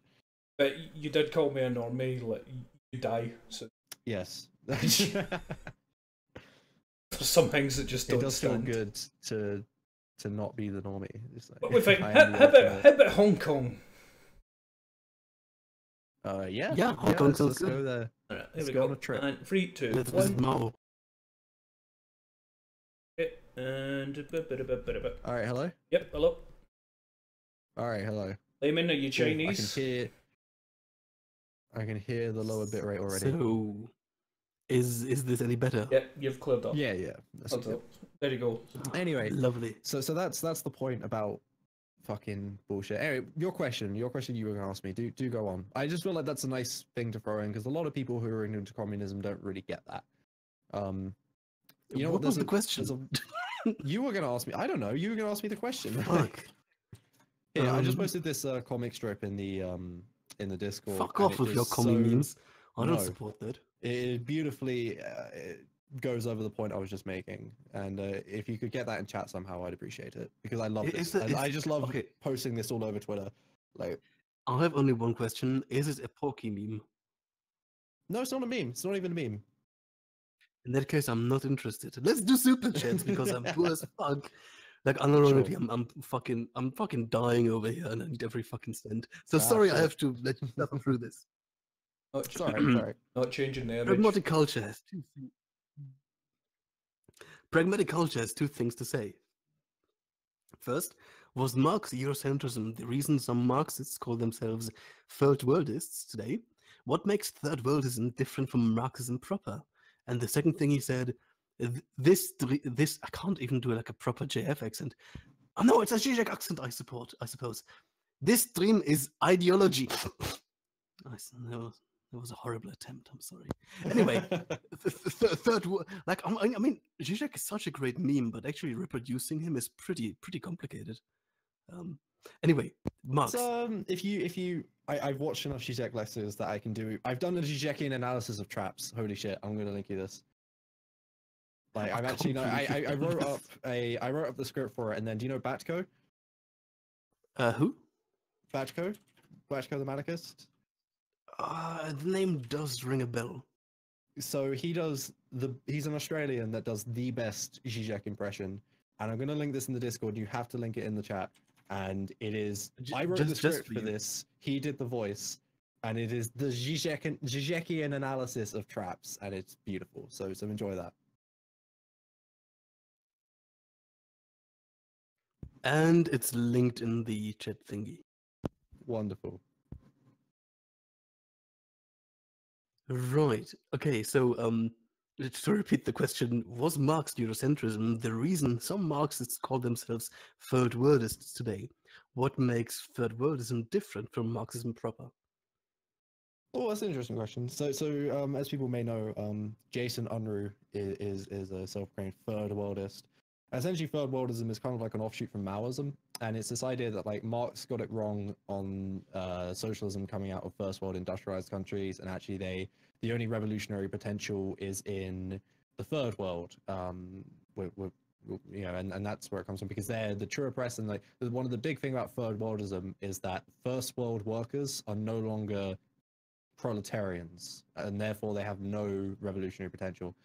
Um, I personally think it's ridiculous. If I'm honest, I don't agree with it at all. I think it has a lot of misunderstandings of what proletarian actually means for a start, because they literally just think, oh, well, welfare exists, so therefore you're not a real worker anymore. It's like, oh, fucking hell.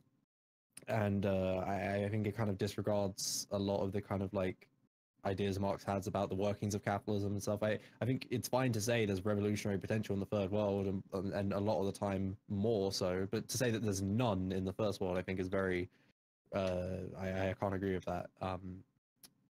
But yeah, the third worldism is mainly that. And a big part of third worldism is like opposing imperialism. And that's where kind of this ridiculous idea of like, I don't know if you know about this. If you don't, you're not going to believe me. But I assure you, these people actually believe it. But you get these things of like supporting Assad in his struggle against US imperialism, like critical support for Assad against You know what's really imperialism. interesting? And that is actually from an actual communist trying to say, yeah, let's support Assad. He's the best. He's the only way to properly. Oh, sorry, go on. To be fair, you will also find a lot of support for Assad for the very same reason in my commune on YouTube, where it's like, oh, we need to support Assad because he's the only one opposing globalist imperialism. So that's interesting. Yeah, But no, please continue. it's so ridiculous. Like, it's funnily enough in the 1930s, or I guess during the Second World War, you actually had French communists, genuine communists, who were saying that we should support Hitler in his struggle against British and US imperialism. Like, this is how ridiculous this line of thought gets. It's just anyone who goes on about critical support against imperialism is a fucking idiot and needs to read or get the fuck out of leftism. But yeah, that went into a bit of a rant about that question. So yeah, you can move on now. Okay, I mean, I hope that answers the question of pragmatic culture. I hope so. And the next, I think it is in relation to third worldism. I Oh, just went I off on think a so tangent too. a bit, to be honest. The next question is by First of the Outcast. I fucking hate you. The katana is the greatest blade ever Yes. made because if the Japanese had good steel, then their forging techniques would have created the sharpest, strongest blades. Any information that suggests otherwise are incorrect. You know what? Like maybe like even a year ago, I would have entertained you and I would have given you a nice little compact lesson on metallurgy. But I know that I get too triggered by this. So good beam, you have me triggered. That's money well spent. I appreciate that. By Renaissance Logician 2554. That's a good name. I appreciate that. If I give you a bro job, can I get a swing at that boy pussy? I hope that's a question about me and not my guest. And in my case, yeah, absolutely. If you're cute, definitely. But will there Uh, be katanas in the commune state? You're on the prowl on that channel. yes, there will be katanas involved, Naka. There will be a lot of all the katanas Commune state? in the commie state, dude. The communist ethno state. I like that. I can live. Oh yes, Nazballs. You have to be an ethnical communist. God, and Nutsball is real. Oh God, Nutsball is real. Anyway, first of the outcast. Oh, there is no doubt that communism ideals work in a small area. It's when you attempt to create a large communist utopia, it will never work. Okay, Nuke, your hot take? Oh, I mean, well, it's kind of going off that thing again, where like this communism is just this utopian idea that we all just get together and decide to do in different places. But no, communism naturally arises out of the mechanisms of capitalism. So where there is capitalism, it will lead to these formations of a communist movement itself. And like actually, like micro-socialism, micro-communism, they're not real things. Like communism does not work in conjunction with capitalist economies. It's impossible. So clearly your definition of socialism is just let's all share our toothbrushes and hope no one runs off and like fucking sells them all. I don't fucking know. But no, that's just it's just wrong. Yeah, that's Sorry, kind of my I don't fetish, have by the way. the best like I don't think I have the best refutation to this because it's so wrong. I don't know where to begin, kind of thing. You know, I'm sorry. Here's the thing. I think that people often have this very high standard whenever people are talking about anything. It's like you have to be able to answer every minute question about Oh, everything. God, no. And When you're a communist, you have to deal with that tenfold. Because if Oh, yeah, people yeah. ask you those specific questions about what may or may not happen in a communist society, and you need to give them the most detailed possible answer on a society that has never existed and will not exist for many years, and you have no idea how the details are going to work. And If you can't let- explain let- it, then communism doesn't work, and it's like, let me guess. oh. And the main response then is just a wrong. Have you considered human nature and common No, sense? that is a big one, but often it's things like, oh, but what if everyone just decides not to work? What then, huh? And I'm just like, okay, well then everyone will starve to death. But And what do they you want me to die say? when It's the like, food like, runs out with their wives on the line. Sorry. Jesus. Let me just do 3 more super chats real quick, and then we can Yeah, get go back for it, into the yeah. thing and finally talk about Antifa, everyone's favorite thing. oh yeah, oh boy. The rightful king of Finland says Marx supported forced collectivization of all land. What's your take? I mean, yes, yeah. That is my take as well. Yeah, he did. I mean, well, unless you mean land as in houses and shit, but like acres and acres of like fields and shit, yeah, because that's private property now and not really being used by these people on a personal level. It's often being used for profit, if not just there for the sake of having it. Because yeah. So I guess. Fuck. So wait, so I mean, really, Yeah, it's go not ahead. as much like the collectivization of property. It's the ultimate. Well, it is, but it's also the ultimate goal of abolishing really a lot of what those concepts mean. That binary altogether.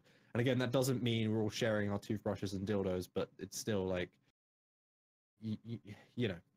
wait, how It's can just you a call completely us? different. No, shut up. How can you call yourself a communist when you're not willing to share your dildo? What the fuck is wrong with Why you? don't you want to use the state-sanctioned dildo, comrade? I was going to ask in the communist state, how were you going to stop like fucking horrible dictators from coming about like it normally happens? But then I remembered in the good communist state, everybody has a katana and they can just cut them down with justice. Yeah, exactly. That is the actual Marx quote. Actually, you must be an expert. He's like, everyone will have a katana and everyone will cut the fuckers down. That is directly from Capital Volume 1, Chapter 1, right there. The first line. The history of it's the history of katana struggles. My sword is a tool of justice and no food. Done. Oh no. Oh, Alright. fucking hell. You done with the super chats? Right, next. No, not quite yet, not quite yet. I need to give a shout out to my lovely audience and to make some money so I don't starve like under communism. Master Stew, glad to hear from a calm socialist once. Oh, and layman / knucker, I discovered sentry guns are badass. Must prove this soon. 100% sociological. Yes. Who said that? Soon. Master Stew. Oh, sure. Yeah. Definitely, once I'm back home, we can definitely go on a few heists. Redistribute some wealth from the bankers, to be honest. And the last one I'm going to read out for now is by Mr. Pingaspower. Seeing as it is the most divisive issue among the far left for some reason, what is your stance on quote-unquote imperialism? Also, layman, your mum gay. Thank you. Nuke, what's your opinion on imperialism? Well, I kind of went over imperialism with the third orders and things, but I'll go into it in a little more detail. I mean, like, obviously, imperialism is bad, but what the problem arises on within the left is when there's this need to, like, always choose a side in every conflict. But often, a lot of the times, it's like, as a communist, I'm really only interested in the side that is, well, in an abstract sense. In a more practical sense, I might be considering like, you know, the future of the NHS or something, which is why I like Corbyn, but that's a different thing. But anyway, so oftentimes as a communist, I'm only really concerned with what is actually going to bring about communism. And in a lot of modern world conflicts, that is no side. You know, that so often I just take the abstention, like no sides here is really of interest to me. But a lot of leftists are like, no, we need to choose the best of the worst. But it's like, why? There's no real reason for this. It stems from like misunderstandings upon misunderstandings a lot of the time, because leftist theory is so, that strain of leftist theory in particular is so kind of muddled up due to 20th century, you know, shenanigans, and that a lot of this shit can be traced back to the Second Internationale, if anyone knows anything about the clusterfuck that was.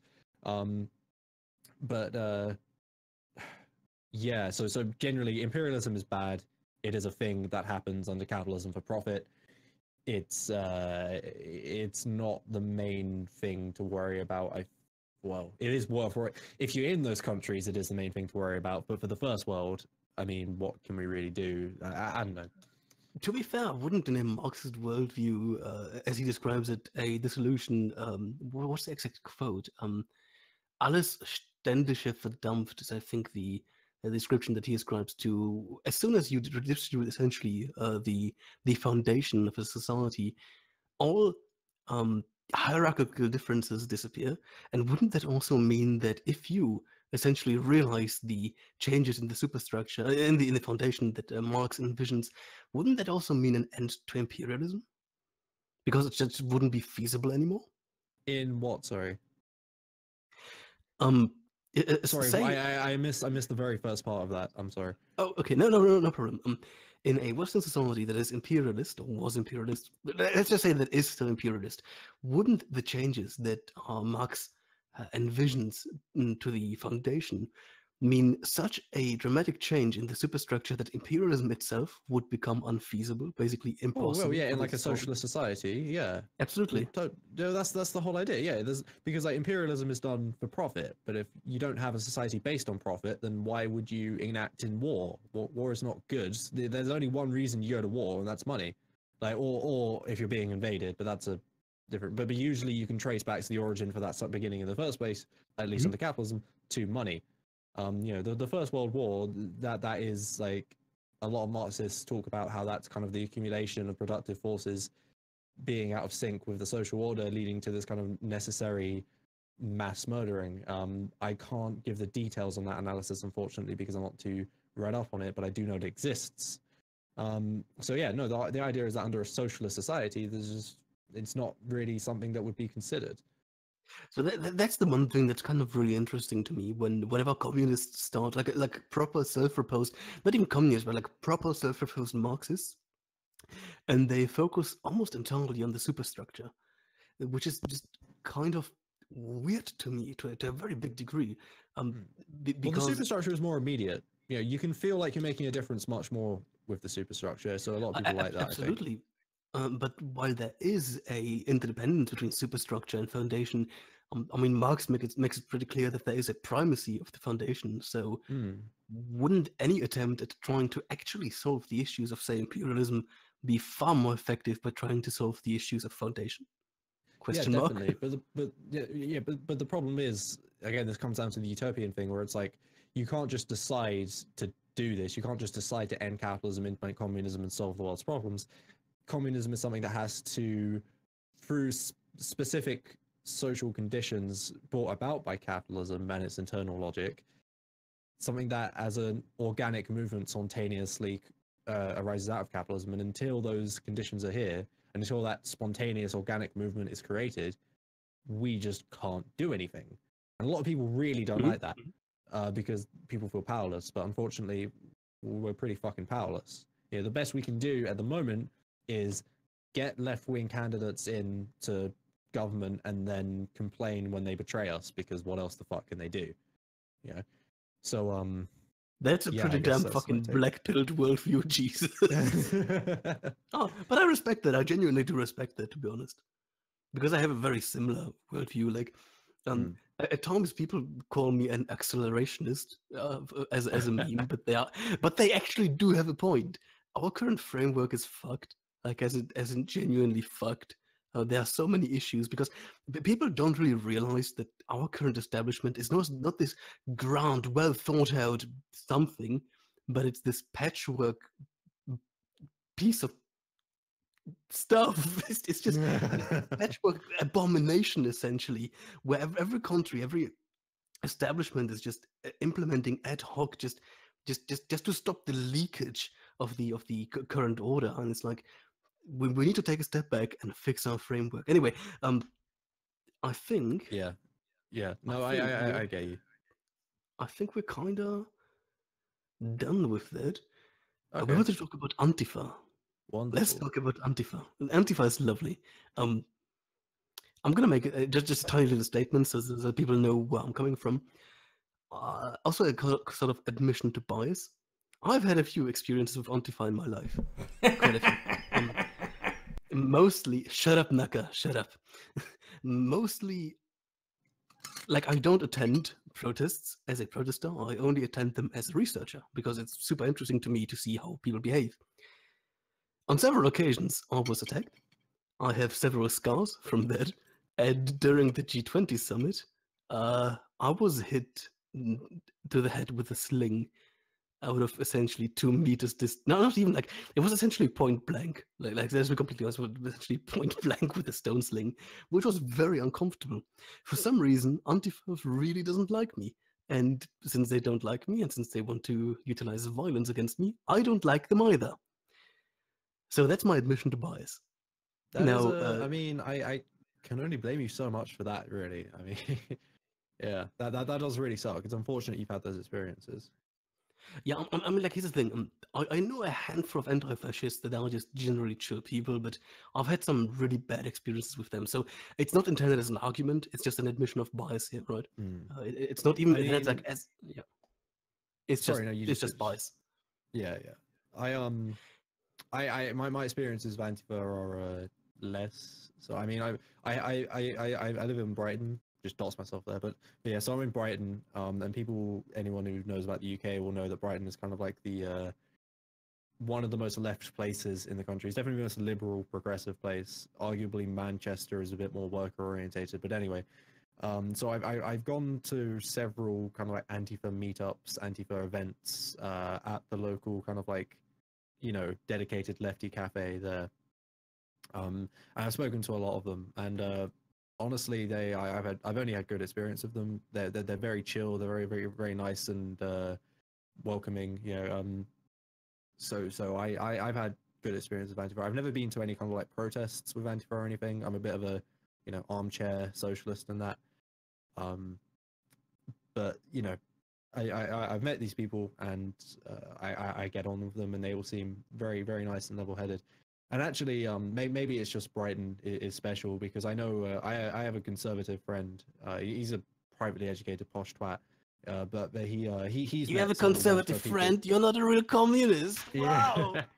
But he's met some of these Antifa people at a pub, and even he said they were actually surprisingly like down to earth people, and that's coming from him. So I guess my experiences with just a contrast to that, I've had I've had good experiences with them, I guess. I mean, yeah, it's good. It's good to know where we're both coming from when we want to talk about this. I feel like there's a little bias going on in the stream image right now. That man is a swastika. That man is a swastika. Ben Garrison is a fucking psychopath.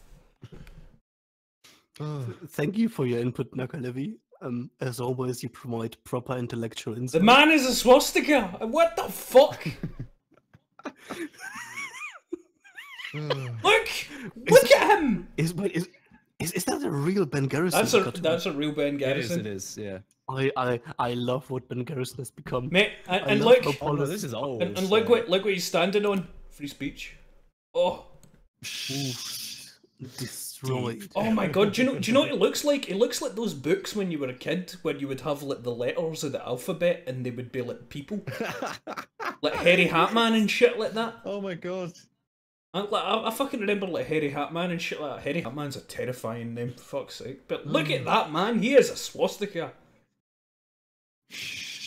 Well, there you have it, Muke. Antifa destroyed. I have been BTFO. Now, so very often both in rather especially in a U.S. American context, Antifa is seen as this super ultra left wing violence machine that just out of sheer malice disrupts speech events and just instead of actually fighting for quote unquote freedom and against fascism, they pick on completely quote unquote rational and logical centrists and just general classical liberals, and they're generally seen as this force for evil, essentially just people that hide their authoritarian communist tendencies under the guise of fascism. Now that was the most negative take I could have had on, yeah. on anti-fascism. Yeah. What's your understanding of that? Well, where to begin, really? I mean, so I guess a good comparison to understanding Antifa is they're kind of a bit like Anonymous, and just as edgy too. But no, so they're like, you know, anyone can be Antifa. They don't have any organization or leader. You know, they don't have any membership. Quick question: like that. And can I be Antifa and a Hitlerite? I mean, no, I guess that's a bit of a. So not everyone can be Antifa. Debunked. No, I mean, technically conservatives can be Antifa. I guess anyone but fascists can be Antifa by definition. Yeah. It was nice seeing like fucking the sky blocked out with smoke because they set all the cars on fire at the G20. That was nice. Yeah. You know, G20 is there isn't anything new with G20 though. That always happens because it's like G20 absolutely. is just such like it gets more attention now because of the Antifa hysteria, but like G20 has always been just a fuck fest because it's like such a fucking embodiment of evil.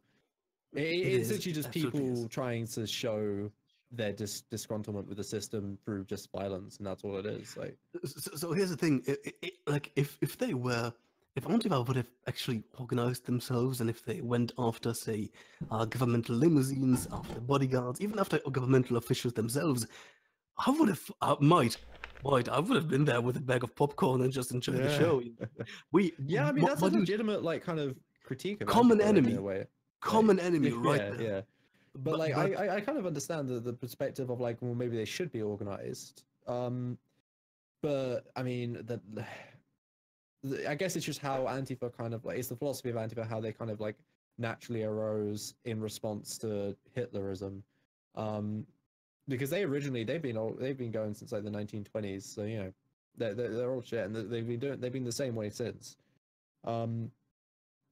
But I think with Antifa, you also need to take into account that because Antifa is this kind of like anonymous structure, that Antifa in the US and Antifa in, say, Greece are very, very, very different. I want to say Eastern European Antifa are fucking just objectively badass, right? Like Golden Dawn, which we can all agree are just like the embodiment of scum. They like literally they go to their HQs with sledgehammers and just fucking hit them down, break the walls down. Like that is what Greek Antifa do, and it's just like this is a completely different level. It's yeah. So and then when you compare it to American Antifa, because it is America, a lot of these people are just flat out liberals. And Antifa had this resurgence in quote unquote membership because of the Trump hysteria. So there are a lot of Antifa members who don't really know what they're doing, who are just there because they're like, oh my god, Trump is president, I need to do something. And that's led to obviously a lot of people going under the name of Antifa and then doing really stupid, just liberal shit. And you know, generally, I did used to think that most of the time, with a few exceptions, the whole idea that Antifa just label whoever they don't like fascist and then attack them is just a self-fulfilling prophecy. But then when the Sargon thing happened not too long ago, I kind of like, I don't think I can say that anymore. And I was really disappointed by that. But that's just specific cases. So as Antifa as an actual thing, Antifa as philosophy, I think you need to actually look at what is their purpose. Like, before thinking about whether Antifa are good or bad, I think it's worth thinking about are they kind of like needed? And then from there, if you can determine if they're actually needed or not, if there's actually a purpose for them to exist, then you can talk about the specific organizational tactics and what works and what doesn't and what they should improve on. Because at least then you're agreeing that you need to reach some endpoint other than just don't do anything, right? And I think if you take that point of view, I think it's fair to say that some kind of anti-fascist organization is in a way needed, because right-wing populism, again, especially looking at like Eastern Europe, is just objectively on the rise in both governments and the streets. It's leading to more persecution of minorities over there, particularly, and it's leading to the fascists becoming more emboldened and more confident. And the more confident they get, the more organized they get, and the more they intimidate minorities, and the more shit they do, and it snowballs. And it is like, historically, it is very, very useful to try and break these movements in their infancy. And if you actually look at historical examples, for instance, say the black shirts in the UK, you'll notice that like there are many events that, like for instance the Battle of Cable Street, where they were having this actual government sanctioned march, and they were marching down predominantly black neighborhoods. I'm sure you can guess why. With and what happened was the unions and anti-fascists and communists of the time all got together, and they just straight up barred them on the streets, and brawls ensured, with the anti-fascists coming out victorious. And this basically was one of the main events that led to the decline of the black shirts in the UK. And I'm not saying that if it wasn't for this, noble feat of the anti-war at the time, that they would have ended up coming to power in government. I think for that to happen, to actually have a fascist state, that's a completely different thing. You're talking about a completely different scope in very particular circumstances, like we saw in Weimar Republic Germany, for that to happen. But you don't always have to think about it on the level of, are they actually going to come to power or not? I think if you look on a more community scale, it's like, okay, so we have more fascists who are trying to come out into the streets and trying to make their mark, trying to make minorities feel unsafe. Maybe on a community level, that's worth doing something about. And then, of course, there's the whole thing of like right-wing terror attacks as well, which have also been on the rise. And I don't have the statistics on me, but I do know there are statistics out there that show right-wing terror is on a stupid level. No, Spencer. So I think get fucking punched in the face by an anti-fad dick in what's it called? He became way more prominent because that happened. I remember all through when. Funnily enough, you bring up Richard Spencer, because he's actually recently been tweeting about how he's no longer going to be touring on campuses because of Antifa. So it's fair to say that Antifa tactics in the long term perhaps work. I mean, again, when you look at history, and we can't have the final say on Richard Spencer just yet, obviously, because he's not completely gone. We don't know what's going to happen. It's not unheard of figures like that to go into obscurity and then come back in greater force in the future. So like, I have no idea what's going to happen there. But again, if you look at history, there are many examples of even just today. Again, if you look to Eastern Europe, there are examples of anti-fascism doing good stuff. And again, to come back to that original question of I don't think somebody going out to speak, no matter how much of a twat Queen Spencer is, to be honest, I think he's a fucking spengeloid, and I don't think any of that alt-right shit's gonna fucking happen. But I don't think he should that he should be unable to fucking go out and talk, because fucking there's a bunch of retards jumping about dressed in black. Fucking ridiculous. Because where does it end? Like you said before, like when they went after Sargon and stuff like that, like they're fucking like talking about how Sargon was alt-right and stuff like that, after with anybody that could have checked that any interaction Sargon has had with any alt-right sort of cunts lately, it's just they've just been at each other's throats. Like, and all through the Trump election, fucking the Trump versus fucking Hillary cycle thing, like whenever people got together to fucking like unite and hold rallies and shit like that, they cunts would turn up and start spraying mace in people and fucking throwing fireworks and stuff like that, because they believed in that it was all the white supremacy and stuff like that. If it's not organised, then these dicks are going to believe whatever any half-wit tells them's a fucking racist. Oh, this white guy's got a problem with fucking immigration. Well, we better go fucking shut him down then. I don't think it's acceptable. Yeah, I mean, who decides who get to speak? well, no one. It's not an organization. But the thing is, so there's a lot to say there. I mean, I guess. So in regards to that last point, I mean, regardless of whether Antifa exists or not, if a group of people want to get together and try and shut down an event, that's going to happen either way. You can't do anything about it. It doesn't really make a difference whether they're doing it under the name of Antifa or not. You know, they get more publicity and like what happens is that like Antifa as a whole will get scrutinized based on the actions of these individual people going around, you know, saying they're Antifa, but like there's almost this implicit idea that these people wouldn't be doing anything of the like if Antifa didn't exist, but really Antifa is just a medium for these people to kind of carry that out, and they'd be able to do that whether or not Antifa as a concept existed, you know, because it's still I'm fairly sure it's like illegal, isn't it? I mean, it's tried to prevent happening. There's usually security there to prevent that stuff happening, but it happens either way. So, and I don't think it should happen, but that doesn't actually affect, you know, where I think it should happen. The two different, you know, scenarios. So like, obviously I can say that some is good, some is bad, and these are just individual people making bad choices. And I think the only real reason here that they're kind of like talked about as one thing is because they're all done under this the same name of Antifa. But again, I really it's just this one action of deplatforming that doesn't necessarily have to retain to the Antifa label. And I think again it's interesting how Antifa I just want to no problem, sorry. it's interesting how Antifa will often get treated as a monolith, but for instance, you know, the right-wing terror attacks, for instance, in Charlottesville or whatever, that doesn't get generalized to the entire alt-right, but individual Antifa members totally do get generalized to the whole of Antifa, and I think that's a double standard there. What, that dickhead in the car that ploughed into the crowd? Is that what you mean? Oh no, well fucking, he's getting the jail. He was all right, yeah. Fuck him, but no one says this is representative of the whole alt-right, and they shouldn't. But the thing is, they do then say that Antifa are representative of the whole of Antifa for much less. I don't believe. Well, at the moment, fucking Spencer believes in fucking political violence when he's out there talking these points. But one thing I do know about the alt-right as a whole, one thing about the alt-right as a whole, well, fucking, I don't know. Like, has he said that he wants to use violence? I mean, you can't base it off of that. That's so naive. Like, all I'm saying is, comes on saying like we are going to murder all the Jews. You just have to realize that that's what their fucking ideology necessitates, like historically.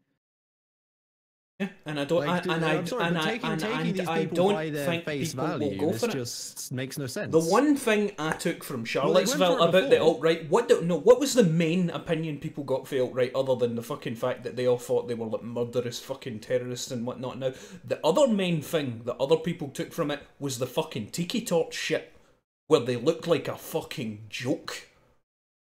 Holding their fucking... Yeah, that's not the point though. I get that they do look like a joke, and like people, and they definitely took a blow because of that. But my point is that the original, it's not the original point being made. I'm saying that people like Richard Spencer, fundamentally, whether he knows it or not, I think he does personally, but it doesn't matter because you can't know what's going on inside his head. But ideologies like Richard Spencer espouse do necessitate violence, and to base these people on their face value is very naive, because you've already said you don't like Richard Spencer. You don't think he's a crackpot. So why would you then base him on his word? He is a crackpot. In real quick, because there is something that's really interesting at the moment. So if I get this, Nuke, you're saying that there is a certain degree of, say, necessity for Antifa, or at least that their purpose is not yet fulfilled and that they serve a purpose. And you also say that you can't take the alt-right, namely Spencer, at face value, because historically speaking, their ideology supposedly necessitates violence. My question to you would be, if you had, say, disregard the cringy name anti-fascism, but if you had anti-fascism in Eastern Europe because of their historical experiences with communism, say, or rather with the implementation of socialism, and they were utilizing exactly the same tactics that Antifa utilizes, but not against quote-unquote fascists, but against socialists and against communists. Would you say that they have a the same right to do that, or a similar right to do that? Well, that presumes an equivalence between communism and fascism, which, as you can probably guess, I don't agree with. So I think that's where that question leads to: is do communism and fascism, are they morally equivalent? Are they as dangerous as each other? And that's a conversation we can have, but you know, you already know my answer to that, I think. I don't like what's it called, for people being shut down with these, like when Milo and other people talking get shut down by all Yeah, these. no, I don't think Milo should be, but actually, interesting thing about Milo, he wasn't shut down because people were calling him a fascist. He was shut down because he was planning to name undocumented students at the university, and like get people kicked out, and that was just more students defending their own students. So that wasn't anything to do with fascism. It was just done under the name of anti-fascism, because you know anti-fascism is kind of like a rallying thing for this. To be fair, if that is the actual case, that's like the first time I've heard about it. But if that is the actual case, then yeah, I agree. I can definitely support this. I can link you. I can link you the article. I agree, but correct me if I'm wrong though, but I don't see like groups of like alt-right people and stuff like that going out whenever like some SJW sort of person or whatever is speaking, and where they go on and start rapping in the doors and fucking breaking in and shutting down their events and stuff like that. Because I don't care if they're right wing or left wing. I just hate authoritarian dickheads who believe that their way is the right way and they decide who gets to speak. Okay. It's just I'm not cool with it. It's ridiculous. Again, because where does it end? I don't really know what to say to that. I mean, I don't think necessarily like deplatforming fascists means that their own, like the communist viewpoint has to be championed. I mean, personally, I'd like it to be, but no, I mean, it's just because it's a negative doesn't also mean it's a positive position as well. If that makes sense. Sorry, I'm gonna find this article quickly, because it was on one of the descriptions of one of my videos, but that video has been, I think, been murdered with restrictions, so I can't even. Here you go. Yep, no problem. Oh my god, sorry, new chair. Okay, so this is old news now. This is like a year ago. Jesus Christ, over a year ago. But yeah. So you can learn about that there. So to summarize it, you would say that Antifa is fulfilling a socially necessary role at the moment, and has been doing so historically speaking. Maybe not historically necessary. I think because again, I think I don't think it's a systemic question, and actually that's one of the communist critiques of Antifa, in that they're not fundamentally anti-capitalist. They're more actually, if you look at them, they're more pro-establishment in a way. Because, and I know that sounds weird, but really what they're fighting for is the preservation of liberalism against fascism. They're not fighting to implement communism. Now, the individual Antifa members themselves may be communists, and they will fight for communism in their own time, but Antifa as a kind of like vague idea, that itself is the preservation, that is anti-fascism, and anti-fascism is, in our current society, the preservation of liberalism. Now, what was your question? Because I just forgot. Oh yeah, they fulfill. Yeah. So like socially necessary. I don't think Antifa themselves will be what prevents fascism coming to power. What I think Antifa do is prevent fascism gaining popularity on a local level, which can help the lives of the people involved on that in that local community, especially if they're minorities. I think that's true, and I think that's generally a good thing, and I think it can like, yeah. So, but like in terms of like the grand big scale picture of like, are we going to get fascism or not? I don't think Antifa factor into that. I think that's more of a that's going to really come down to historically the communists versus the fascists, like in civil war perhaps. That's what it's historically been. So we'll see if history decides to repeat itself there. Well, I don't agree with you, but I can respect your position. Definitely can do that. No, yeah, I mean, that's the entire point of this. It's like trying to understand you, not trying to fucking debunk and destroy you in the open marketplace of ideas. Yeah. Well, yeah. I think when you look at when you do look at history though, like early 20th century, with the rise of both communism and fascism, like it was often in the countries that did stop being liberalism. It did always follow in some kind of climax between communists and fascists fighting. Like Russia, it was between the Bolsheviks and the White Army, which basically proto-fascists. They weren't actual fascists because the concept didn't exist at the time. But had they, I think it was Christopher Hitchens who said, had the Bolsheviks not come to power in 1917, we'd have a Russian word for fascism rather than Italian. It just happened to be Italy due to historical circumstance that first had this social phenomena unique to industrial capitalism. But it did turn out to be Italy because it was Italy that was the first place to lose this kind of battle between the fascists and the communists, because the liberal government was just out of it. They had collapsed due to the crises at the time and the wars and things like that. And then of course the same thing happened in Germany as well. You had attempts at communist revolutions. You had communes that existed for several months before being crushed by fascists, really. And then that of course paved the way for Hitler to, well, it wasn't that linear because the communist insurrections there were in 1918. And of course, Hitler came into power a while after that, but still, it did did signify what allowed fascists to come to power in Germany, was what that big event. So I think that's why that's kind of where I'm deriving that from, really. Mm-hmm. So it's just because you said you disagreed, I figured I'd elaborate on it. So I think my point of disagreement really comes down to a very simple value judgment. Characterizing fascism under this sort of umbrella term is, I don't want to say dishonest, but I don't think it's a very effective way of doing things, because when you look at, for example, Franco Spain or Mussolini Italy, you'll find that they are not in the slightest comparable to the monster that Nazi Germany was. Like they are essentially children. And at the same time, so essentially my entire point would be, if I had the choice between living in fascist Italy or fascist Spain after the civil war in Spain, that is, I don't want to live during, that would be kind of uncomfortable. Or if I had the choice living in Soviet Russia, Cambodia, China after their civil wars, I mean, I would go with the fascist countries every time, because the likelihood of being just eliminated as a dissenter in Soviet Russia or in China or in Cambodia for that matter is much higher. And I'm not only talking about like death tolls, I'm also talking about societal repression, where they would have just essentially assassinated my family, taking anyone from my family hostage. That is much higher in those countries than it was historically in Italy or Spain. Now, here's the thing.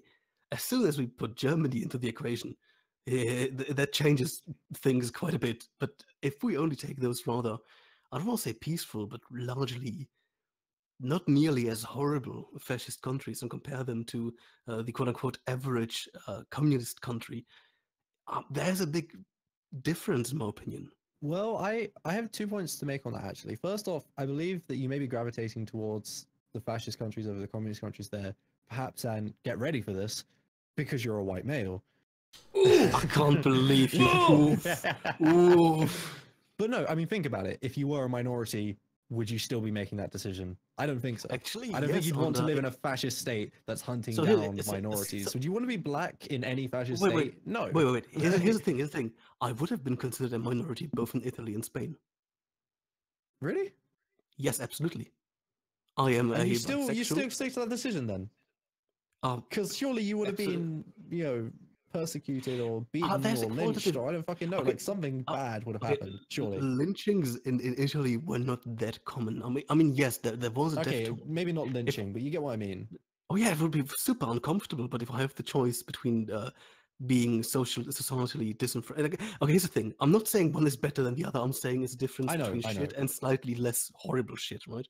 And if I have the choice between societally disenfranchised, between being shunned, even, and between having like generally a bad living standard, and between being essentially immediately torn out as a societal tumor out of society and immediately destroyed, including my family. Surely that's what would happen under fascism, though, if you were a minority that they decided they didn't like. But you know what? To be honest, though, really. I'm not. If I'm being perfectly honest, I'm not too concerned with this scenario, to be honest, because it's not like I really support either of these countries. I think that the conversation of deciding which ones in which specific contexts, if you lived in specific parts, because obviously these are all relatively big countries, so it's going to change quite dramatically where in those countries you live. Oh, I absolutely. don't think they're the absolutely. most productive, conversations to have. I'm- I don't see where they You're get right. us. It's essentially an emotional argument about completely Yeah. hypothetical scenarios. That was the entire point. Like, if I have the choice between No, actually, you had a very good point though. Yeah. Okay. Your About original point. I maybe. remember why we got onto this now. It was you were talking about the differences between fascist states, and you know what? You're completely right. But I feel like you actually may agree with the left here without realizing. Obviously, because I've been kind of simplifying a lot of these points down because, because I don't want to be talking forever and ever. But like, the left has a very particular definition of what fascism is. So like it does have the general kind of overview of like, it's a nationalistic, totalitarian, overly aggressive imperialist, blah blah blah, all crushes worker unions and movements and stuff like that, and all those things. But like a very unique aspect of fascism and what defines it in the 20th century at the very least is actually how it comes to power, and that's the general thread that you can link between Spain, Italy, Germany, blah blah blah. And it's usually, or actually it always is, it follows a failed socialist worker movement, followed by the establishment at the time trying to use the fascist right-wing thugs to crush the worker movements, only to have it backfire in their face, and then have the far right actually manage to be able to take power with a mass movement, and then crush the socialists and crush the remaining liberals. And that is even though the resulting societies are all very different, that is the common thread between them, and that's what leftists will usually use to define fascist movements. So I think that is a really good point that you did bring up, but there is like a point of nuance that leftists do make around it because yeah, it's a good point. I mean, like in the end, if I had the choice to live almost in any other society than either a Stalinist Russia or a Mussolini Italy, like, I would take basically any other society, just to be completely honest. Like, That's fair I enough. don't imagine them as being, even though there was some really interesting art produced in Mussolini Italy, like this weird fusion of futurism together with like ancient Roman imagery. It was fucking trippy, but I don't want to, risk my life for good art. That's I don't Yeah, know. yeah. Hey, well, there was some Right. great fucking art in the Soviet Union at the start as well, actually. Oh, dude, Soviet music. Oh yeah, Okay, oh okay. yeah, oh yeah, oh yeah. I also There's like. I'm not gonna I'm shit. gonna link another thing if that's okay for extra absolutely. reading if anyone's interested. It's I'm actually gonna by drop. Trotsky. It's an essay called "Fascism: What It Is and How to Fight It," and it's actually it's pretty informative on the kind of left position. It's not the only left position because again, there's Bordiger's point of like, I think he actually has a quote of like, anti-fascism is the worst products of fascism or something. He was very much against them, but that was only because he was taking the very ultra left perspective of like, if it's not going to bring us communism, I don't give a shit. And in a way that's kind fair of enough, red but pills, like, to be honest. yeah. Because as I was saying earlier, Antifa will not lead to communism. Communists don't think it will. So a lot of communists aren't interested in it for that reason. But if you're interested in the more, I guess, quote unquote, normie communist perspective, then you might want to give Trotsky a read. And that does make a lot of points that I've touched on here and give that kind of definition of fascism on how it arises out of failed worker movements. So you could just be interested in if you're interested in that. Man, I fucking hate it. Absolutely, I'm gonna drop them in the description. Cool. I fucking do not like Antifa, man. There's so much shit that we've seen through there. Fucking Layman, when your face get fucked up, like we couldn't even. It was the back of my head. What? It was the back of your head? So no. Let me elaborate. Do you know the part of the jaw that is essentially at the back of your head, where it's like right beneath your ear? Yep. The one where if you get punched into it, that really hurts, starts swelling, and you can't talk. Yeah. Yeah, that's the part. Yeah, we couldn't even stream or anything like that. They fucking fucked you up just because you were in the area. Oh yeah, that absolutely. does suck. Like that's very unfortunate. And again, the smoke in the sky, all those are fucking innocent fucking people's cars that were all setting fire just because the anti-fascists wanted to make a lovely point, Okay, so like Zizek actually has a wonderful point on violent protest, and he, you know, in his Zizekian way, he will go on about it for about an hour to actually get to the point, and it is very nice to listen to. But as we don't have an hour, essentially what it comes down to is the question of is violent protest justified or not isn't solvable on that level. Rather, what he says needs to be looked at is why is there a need for violent protest in the first place? Why are people coming out and performing violent protests to begin with? It's clearly due to a more deep rooted problem that needs to be looked at rather than this kind of like focusing on the surface of it.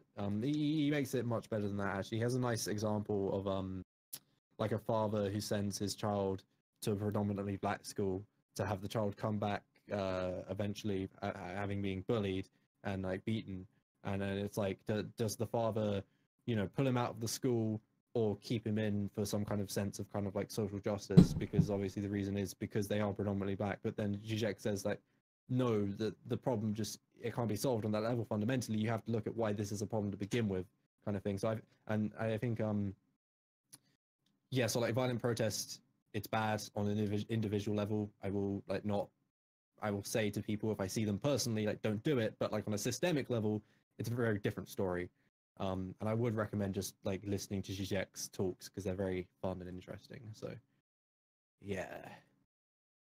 Oh yeah, I think we already reached this sort of agreement. I don't know if Naka shares this sentiment, but I think that including violent resistance against, say, the people that are actually responsible at the very top, global elites, economic elites, social and cultural elites, I think that resistance against them, including violent resistance, I don't have much of a problem with them. Now, listen here, German police, right? I'm not calling for violence. I'm not calling. I don't like violence. I don't want it to happen. But it's like one of the things where I can just go, you know, it's just like a non-concern for me. Um, but I think we all three can also agree on the point that, um, for example, a group of anti-fascists or people loosely associated torching a cars in the street that is largely working class is highly counterproductive, right? Yeah. Yeah. But Okay. again, it's just not as simple as that. But yes, in the basic sense, That, yes. that, that, Oh yeah, absolutely. If you get into the reproduction of the micro level reproducing the macro level, if you get into the whole debate about what constitutes systemic oppression, absolutely, like you can make absolutely like I've seen a contemporary philosopher, I can't remember his name, that within 30 minutes made the exceptionally convincing claim for worldwide complete genocide. Simply by working only on a very abstracted macro level.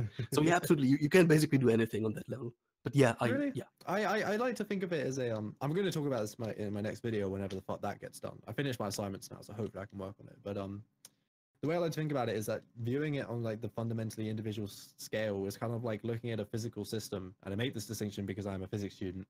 And it's like so you're saying looking at a gas and dealing with only the individual atoms and how they interact, rather than looking at the more general trends of how they interact to come up with a theory of ideal gases and then equations that Mhm. accurately describe this behavior, which is actually useful to us. But if we actually only focus on individual atoms, well, then the whole concept of thermodynamics doesn't even work. But thermodynamics is like what gives us fucking engines and shit like that. So like, I I think it's the same principle with dealing with society. I think. The problem becomes really so. How do I make this as easy as possible? Not only for you, but for the chat. There's a problem of tracing causality between individualism, between the sort of how to. Okay, there's a problem of tracing causality between an individual person and society. There's a big problem.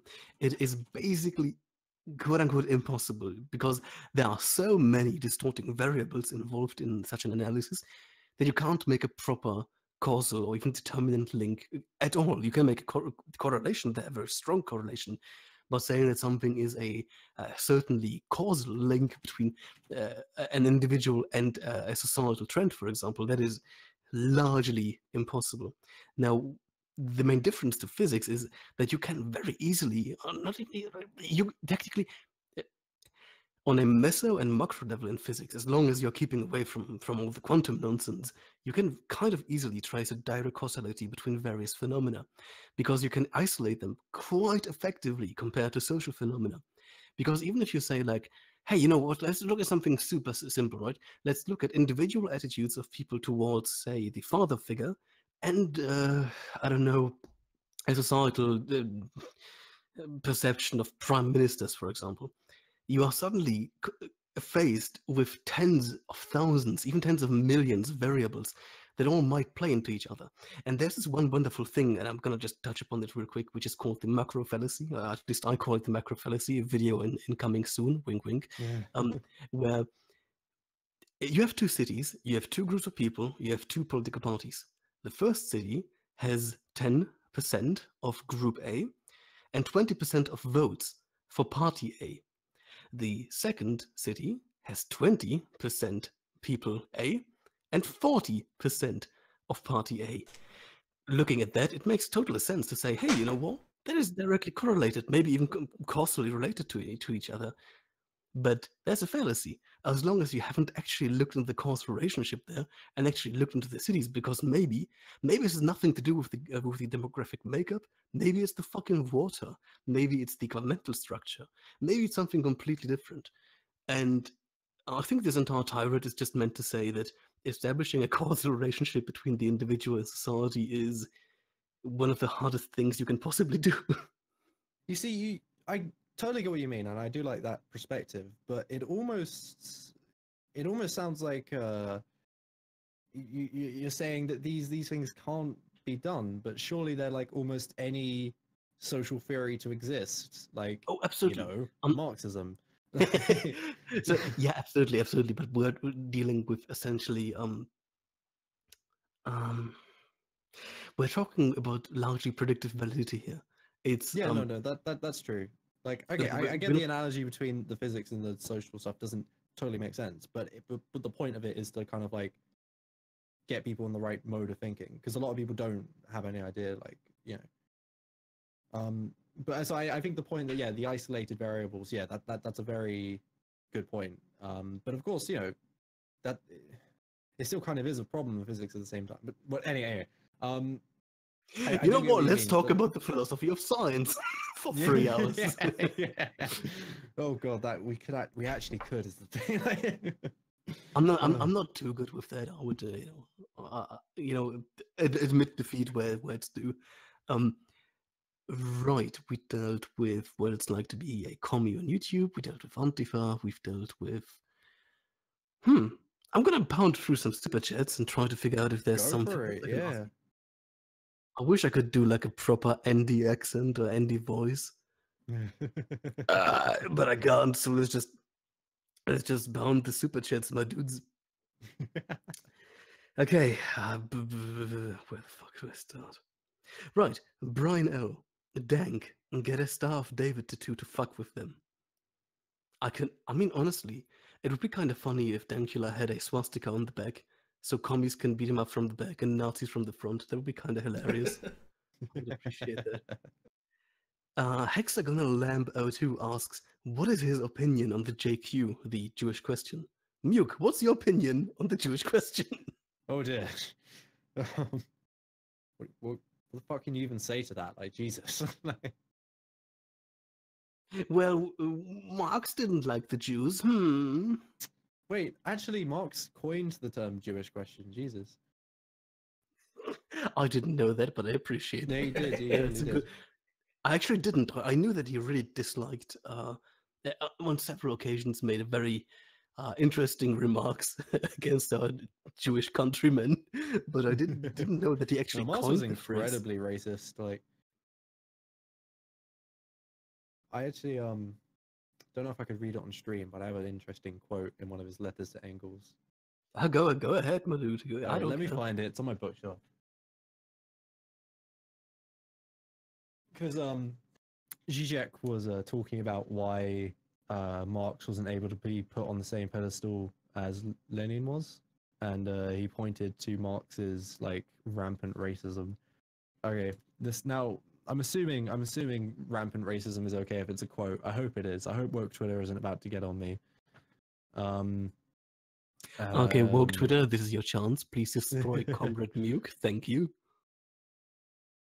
Okay, so this is Marx Engels, and he was describing this guy called Lasselli as not only as, and it begins quote, a greasy Jew distinguished under brilliantine and cheap jewels, but even more brutally as the Jewish nigger. It is now perfectly clear to me that as the shape of his head and the growth of his hair indicate, he is descended from the Negroes who joined the Moses fight from Egypt, unless his mother or grandmother or the father's side was crossed with a nigger. Yeah, that's That is some one of hard-hitting Marxist theory right there. That is one of the most wokest things I've ever heard. That is Jesus. yeah. That's like proper Poltia right there. That's like proper Pol. Paul don't even hold a candle to Marx. Like, Well, don't say that. Okay, like, I mean, have you been on the board lately? Because yeah, they kind of do. Let's be completely honest. They kind of do. yeah. Oh god. Yeah, I'm probably gonna regret saying that, to be honest. But it's a quote. It's a quote. Okay, like if I can read it, I can say it. That makes sense. Well, Wait, no, that doesn't make any sense. Whatever.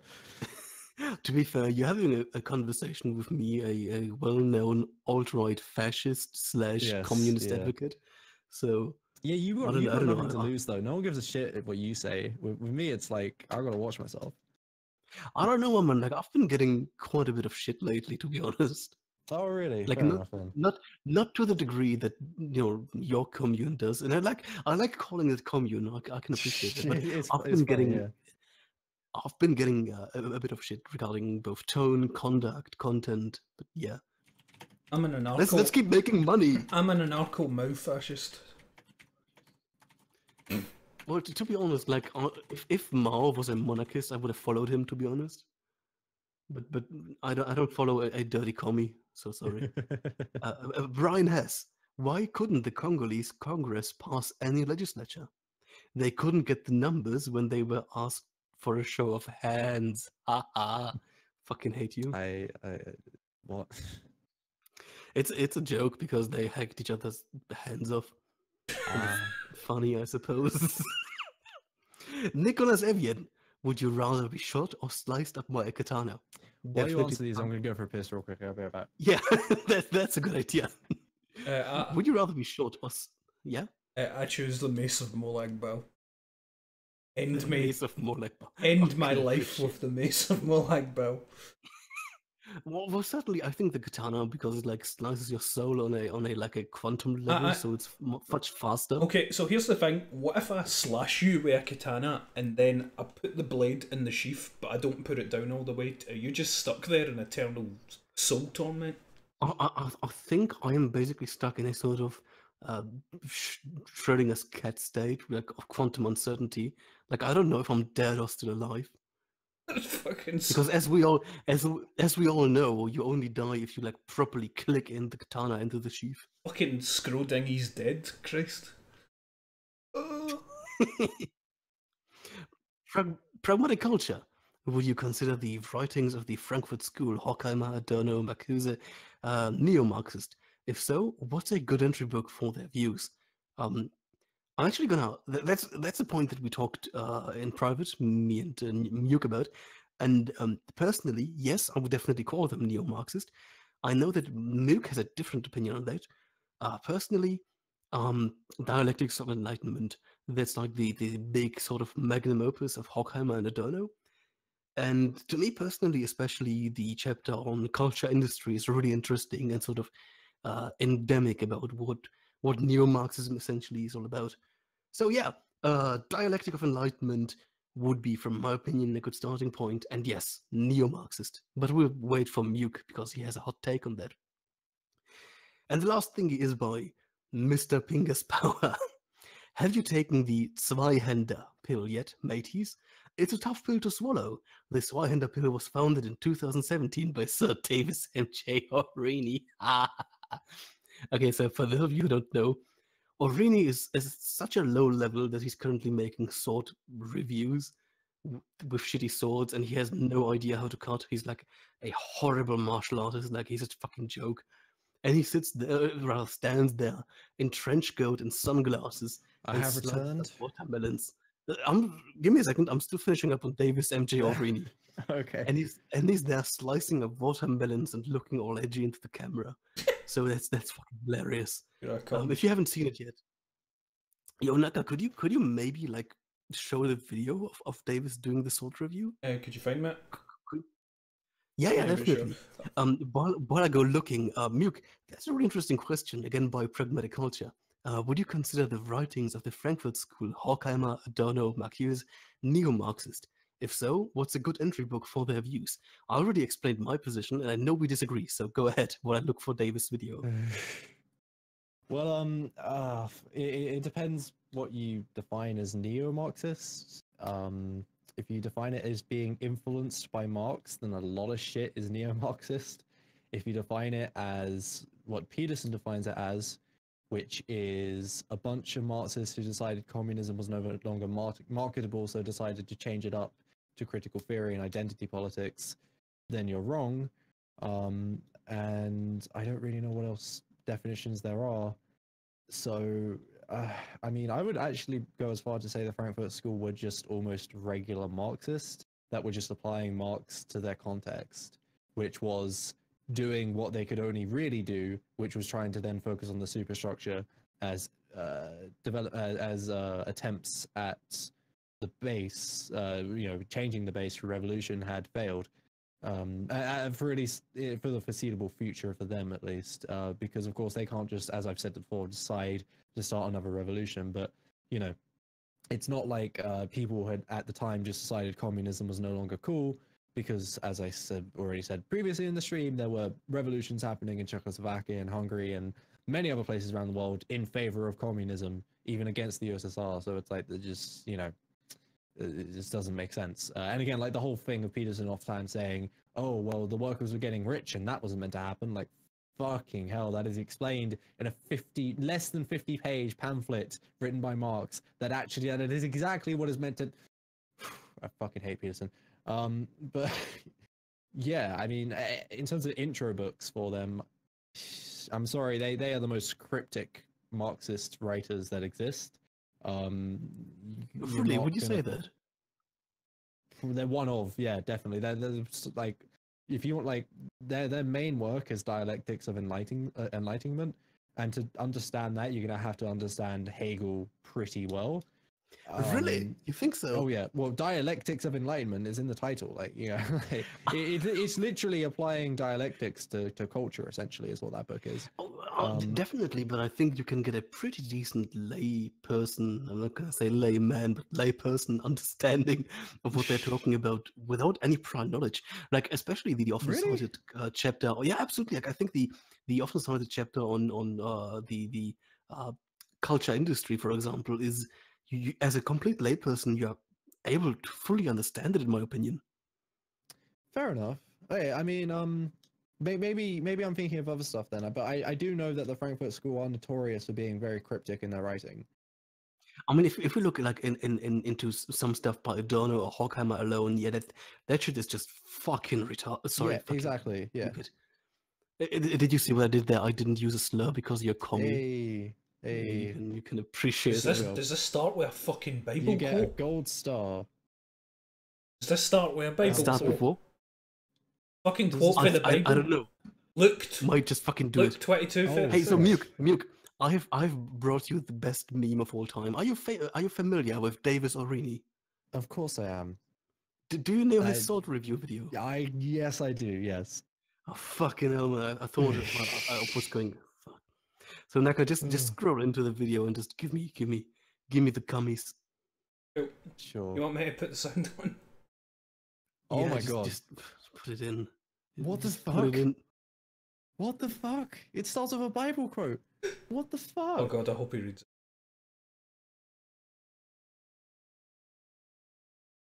Oh my god. This beautiful little girl. Oh my god. Okay, whatever. So to Hey there, finish up folks. answering that Those question, of you who follow me on Twitter know that I recently I'll just picked say, up like, I wouldn't, if you want to this get into critical theory, beautiful I little wouldn't girl stop the Frankfurt School. in There are accordance 2 books with the scriptures. that I would read. Now, this First is the is a very Hanwei recent book, actually, Rhinelander, 2009, published by a Zero Books, which is full-length fucking functional incredible. bastard sword, or Like longsword. capitalist realism. There's essentially And 3 that's- different types it's not of even related to blades Marxism. that you It's have a when very you come good to book, swords. You've got it the kind of talks short about critical sword, theory. It's not which just is critical a theory. There's a lot of one-hander different stuff. primarily designed Really can't for recommend capitalist stabbing. realism enough. But if you're more This interested one in kind is of like a little bit too long for 60s that. critical It theory, is within the that's still longsword quite category, entry level, which and is designed and for still, you know, slashing. readable. Unlike an Society axe of the Spectacle or is a very guillotine, good. it's not meant to That was chop very things in half. groundbreaking It's at the meant time. to It was slice basically them one of the like in half. defining theories And so of with this- that general 60s movement, I think. And again, it's not actually related to Marxist theory. But it's still very, very good. And if you want to get into critical theory, that's where, like, from a leftist, very leftist perspective, I think I would recommend that. I'm going to turn the sound of the video off there because it doesn't really work with all things. Because the audience can hear the video, but you can't. Oh, they can hear the video. Oh shit! Oh, I've been the talking for so hardness long. scale, Oh. which is on par with your typical French cutlery. I You know, like a really good French steak I didn't knife. realize that Now the everyone could hear 54 the is video, on like, the fuck. Neither did I. He looks like the traitorous cunt out of the Matrix. You know the cunt He that does, betrays he them. does. There is, I mean, like, listen, here's the thing. I really appreciate if people are interested in my sort of martial arts. I really like that. But, like, Davis, please get a club. Please learn Oh, things, mate. because that's just. Mate, this is an alternate universe. No. This is the alternate universe where his betrayal went successful and they plugged him back into the Matrix and now he's Davis Arena. Probably. or a perfume He's bottle. going to start Any swinging of it. the Let's get him old playing it. crystal bottles like that would have Like, a top that looks I quite a bit like this. Thus the can't. scent stopper. So this one is a Swing it, you hand-to-hand sword, bitch. a long sword, not a great sword which you would use against horses. Like, That would I be fucking great love hard the sword. fact that But one that you can regardless of use what your one-handed political affiliation because is, you of can its you all can excellent get together balance. and laugh You at can move it Davis. around quite readily. But you can also use it. Why is he wearing that Thus, coat? you'll notice the narrowing The of the trench grip coat right makes here. it so much better, Not to be supposed to hold honest. it like this. I It's not know, what it's and the intended for. shades, and he's But like, hold what it the fuck? like this so that you can get a better chopping By the motion. way, your wheeze was perfectly timed with a sword Uh, swing. Leather grip came with a beautiful. It's a shame I leather get scabbard. things. Oh And my we're god, going he's to getting the do scabbard what on under the everybody does coat. upon purchasing a sword. We are going to do Wait, why? some cutting tests. Uh, Be right back with you. So, test stop, number Oh god, one. Davis. he's got the melon. A little bit harder than the watermelon. Let's see how this girl performs. Oh god. Oh god, this is what happens to your food in a communist the communist state. Muke, is this the future that communists want? Hmm? Is this hope the it is. future that communists? Oh, that slow motion replay. Let's give that another shot. Oh yeah, man, get another melon.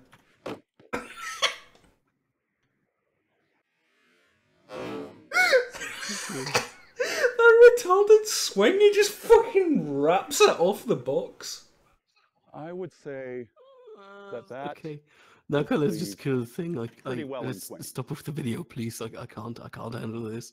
Fucking deep. I fucking love, like, after swinging the melon, like this look into the camera, this sort of, yeah, I just sliced a melon. God, I just want a montage of him swinging the sword so I can play the German Naruto opening over it. Yeah, please don't. Okay, right. Kill the video if you please. Right. I think we went over most of the really interesting stuff to me, Muke. Is there anything you would like to talk about? I would just like to repeat very briefly what I was saying while David Sorini was drowning me out, apparently. To the That's a person good who asked for book recommendations, I would just say either Capitalist Realism or Society of the Spectacle if you want to get into left-wing critical theory.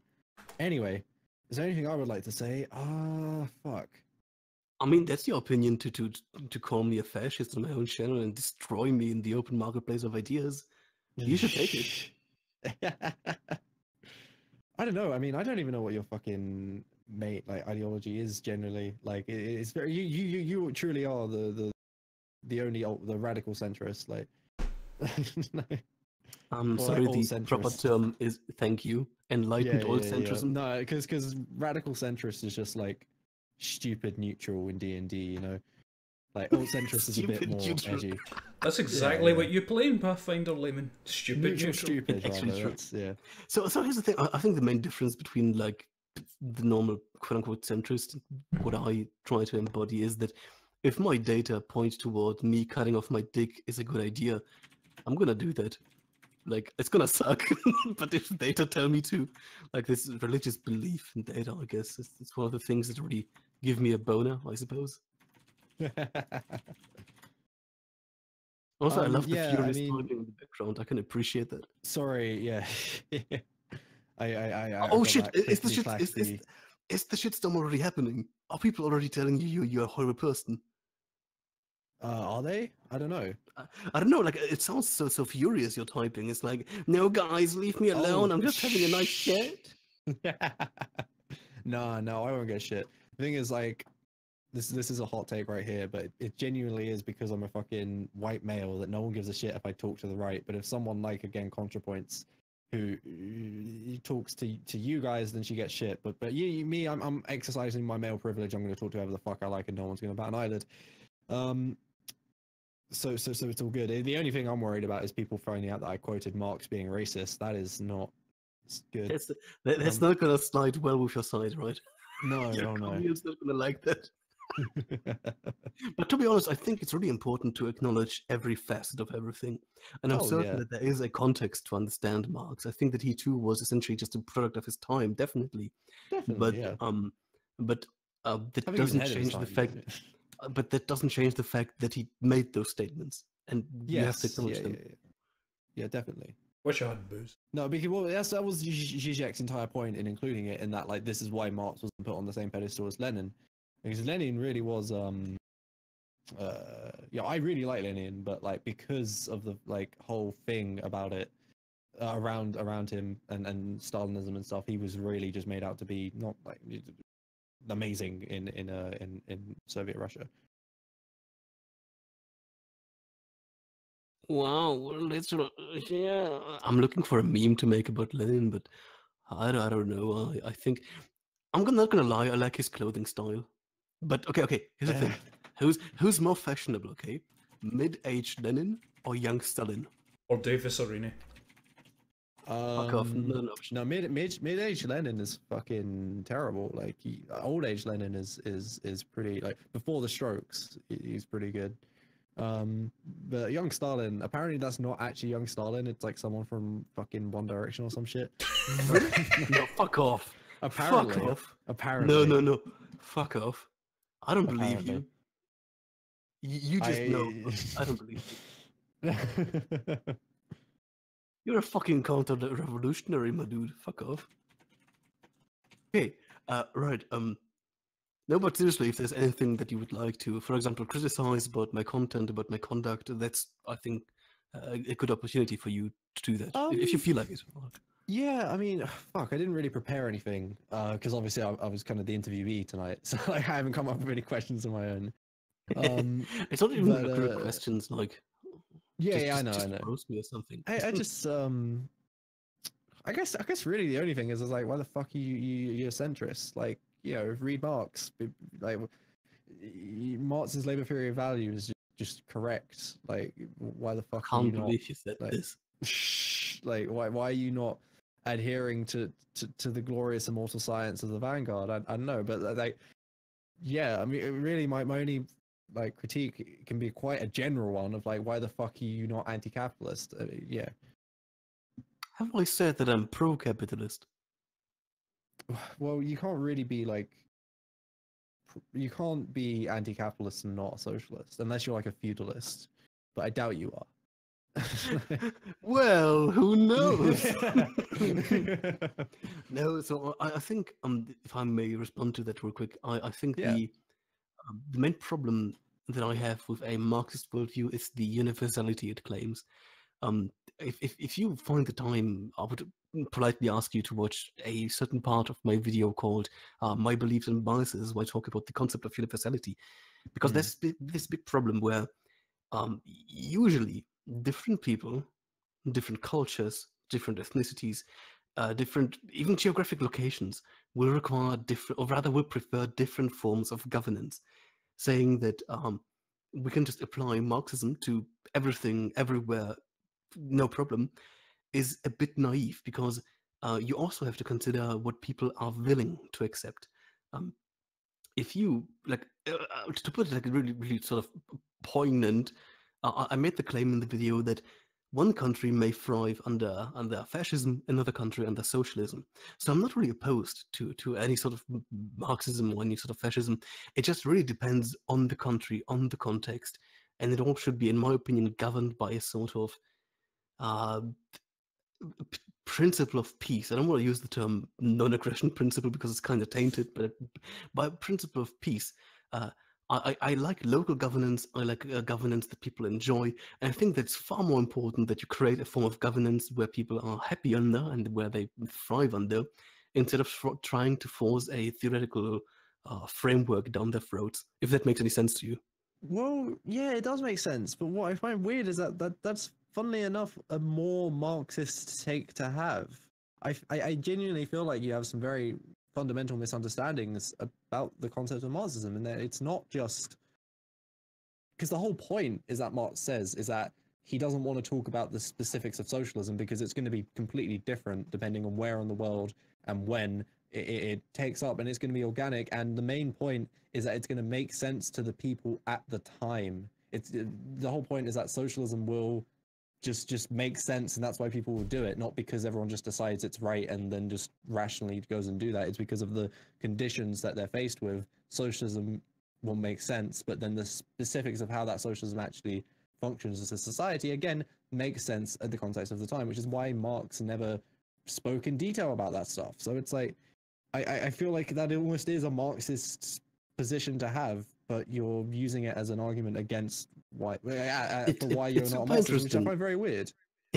It's super interesting because I've also Naka. Could you please change the video, please? Yeah, that's distracting the fuck out of me. I can't help it. I fucking hate Antifa. They're a bunch of dicks. I fucking love it. Like a sort of nuanced discussion with trying to, leave bias at the door, even proclaiming biases at the beginning, and just having this sort of civil discussion about Antifa and Naka just screaming "fucking Antifa." Well, nobody takes me serious, and that's okay. You don't need to worry about me. Nobody takes me serious. I'm just having fun. But I love you, Naka. You know that I do. Yeah. So what if you did have gum? You've not sent me that bottle of booze yet. That is a good point. I will get onto that right tomorrow. Right. I'm gonna need your address, actually, and it's kind of hard to send things from the fucking hospital, you cunt. How about that? Right. Stop fucking shoving shit up your arse and you won't be in the hospital. I fucking hate you so much. Right. Okay. So this is devolving kind of fast. So Xexizy, do you have any final words? Read Marx. No, read capitalist realism, then read Marx. There you go. That's what. And watch my videos. Like if you're interested in labor theory of value, because I saw a lot of people in the chat get triggered by that. My very latest video is an in-depth, like animated video that goes over the labor theory of value, and it's amazing, and you should all watch it because I guarantee none of you will be able to refute how right that video is. So yeah. But does it hold up to common sense? Yeah, if you haven't seen it, man, actually, I would recommend it. But again, I feel like I really do feel like that. And in some terms of Marxism, you actually are surprisingly like knowledgeable, but then in other ways, you have these like really glaring misunderstandings, and it's a weird juxtaposition. And I feel like almost if you figured those out, you might almost kind of have a more of a sympathetic view to it. But I don't know. So here's the thing. I think it's important to suspend sort of personal emotional biases. I should have made it obvious that I have a very distinct bias against communism, because actually even against fascism, because rather National Socialism, both systems persecuted my family pretty severely, and then caused quite a few deaths. So there is like this distinct emotional bias that I have against Marx, but as much as it pains me, I have to work through that and try to understand it. Right, I have to give him the benefit of the doubt. Really, all I'm asking for is a bit of quote unquote lenience, if that makes any sense. Because Yeah, it's no, like I think asking. it's definitely respectable that you can actually admit that and say it's something, you know, that you need to deal with. That's very, like, you know, mature. Oh yeah, like here's the thing. On an emotional level, I'd have no problem with slaughtering Antifa just by the thousands, like fucking gulag them. I don't care. Up. But I know that on a sort of quote unquote deeper level, that it's not the right thing to do, if that makes any sense. Mm. And the problem really is the moment you like, it's super hard to try and take emotions out of a sort of political understanding of things, even research. And yeah, I suppose I'm still struggling with that. Now, with that having said, I think there's still a bit of criticism towards Marx, but we also agreed on quite a few things. For example, the alienation. That's something that we can definitely agree upon. That's a big issue, be it from a sort of, yeah, it's just a big issue. Yeah, yeah. Also, You know, like, just going actually, back to like, that quickly, yeah. one of the things you seem to be most kind of interested in contrast to me, actually, was this kind of idea of primitive communism and kind of Marx's conception of history. So I would seriously recommend trying to give pre-capitalist economic formations a read, because it's going to explain whatever I can so much better than whatever I've done. Okay. So yeah, do I that. can't, I can't promise to to read anything. I'm really No, busy at that's the moment, fine. but I Like will try. every stream I have with someone, I end up leaving, giving them like a homework list of everything. Like it's, you know, like but it's really difficult. Like when we talk about something that I know there's literature for, which just applies so perfectly to the topic, I can't help but say, like, read it. Like, yeah. I mean, also, like, I suppose there are things that could be classified as um Marxist influenced. Like, we talked before the stream about Pierre Bourdieu a little bit. I never asked you, are you familiar with this work? By No, any. not really. No. It's super interesting. So Pierre Bourdieu basically comes at a time where the individualist hypothesis dominates the idea of taste. Basically, the sort of individualist claim is that taste, basically the culture that you consume, is strictly individual. You decide what you want to do and stuff like that. Along comes Bourdieu and he says, you know what? That's not the case at all, actually. Actually, culture seems to be a product of your social circumstances and your economic circumstances and your cultural circumstances. And he creates this really interesting Bordesian framework where essentially your, I don't know the English term, your class locale, essentially, can have a very interesting predictive value about the type of culture that you personally will consume. And that, I think, is a very interesting sort of, I don't want to say affirmation of Marx, but a very interesting thing in regards to Marx, because it does show a certain degree of primacy of the foundation in relation to superstructure. And that's something that I can definitely get behind on, because the empirical data, even today, suggests that there definitely is a link between your essentially socioeconomic circumstances and the culture that you consume. And Yeah. Oh, that yeah. is essentially a very Marxist, somewhat Marxist inspired thing, in my opinion. Well, that's kind of like Marx's more like philosophies of like materialism and stuff, and how material conditions affect Yeah, human behavior. So, but yeah, absolutely. yeah, So, okay. yeah. Xexizy, I I hope haven't you. eaten in many hours, so I'm gonna go eat. Yeah, I'm finishing up right now. Yeah, yeah. Muk, thank you so much for taking your time and having a talk with a old centrist neo-Nazi communist enabler. I don't fucking know, my man. Thanks for taking your time and talking about Marx with me. Yeah, well, Really thanks appreciate for that. having me on. I really, I appreciate that. I hope I wasn't too harsh on you, you snowflake person. No, Something. no. It was very accommodating. It's nice. Yeah, it was very nice. Do you I enjoyed it too. Fucking, it was good talking to you. Even though, Yeah, yeah. You like, too. like, again, I just don't like it's it. I just That's don't. yeah. so the thing is, I think it's super interesting that just 30 seconds or something like that. Then you can fuck off, right? It's super interesting. Whenever people actually get together and have an honest talk, it usually is very civil and very productive. And I don't like that when I say that I'm going to talk to you, I had a bunch of people come to me and trying to essentially create this strawman image of you as a completely unsensible, batshit insane, irresponsible, just abomination of a person. Wow, I'm And flattered. the thing is, if you allow other people's opinions to shape your perception of ideas and other people, Fuck. that's very counterproductive. That's not gonna yeah, get you yeah. anywhere. Of So that's course. the sort of reason why I enjoyed the talk with you. And I hope I'm gonna do it in the future. The last thing, Mug, would you mind sending me a list or just naming a few YouTubers that you would recommend for this format? Oh, I guess the main one that comes to mind is ContraPoints, to be honest, because she's very much the one that likes to do streams and stuff, and you're not notorious enough for her to get shit to talking to you. I don't think, at least. So I'm so gonna be looking I at think that's your this. best bet. I mean, like Bad Mouse maybe, but Bad Mhm, Mouse isn't doing videos at the moment, so I don't know if he's up for streams and mhm. stuff. But he did recently debate V, so if you do message him, he'll get back to you. So like, but besides those two, because like H1 and Sean don't like doing streams and stuff outside of their leftist circles, and there aren't really that many leftist YouTubers, so you aren't left with a huge amount of choice, unfortunately. But yeah, Mhm. but that's all I can think of off the top of my head, to be honest. So one very careful observer said, "Layman, did you even listen to Xexizy during this stream?" Yes, I did. I know that he made a list of prominent lefty YouTubers, but that doesn't mean that those are necessarily good fits to talk to, because as he just said, some of them don't like doing streams, for example.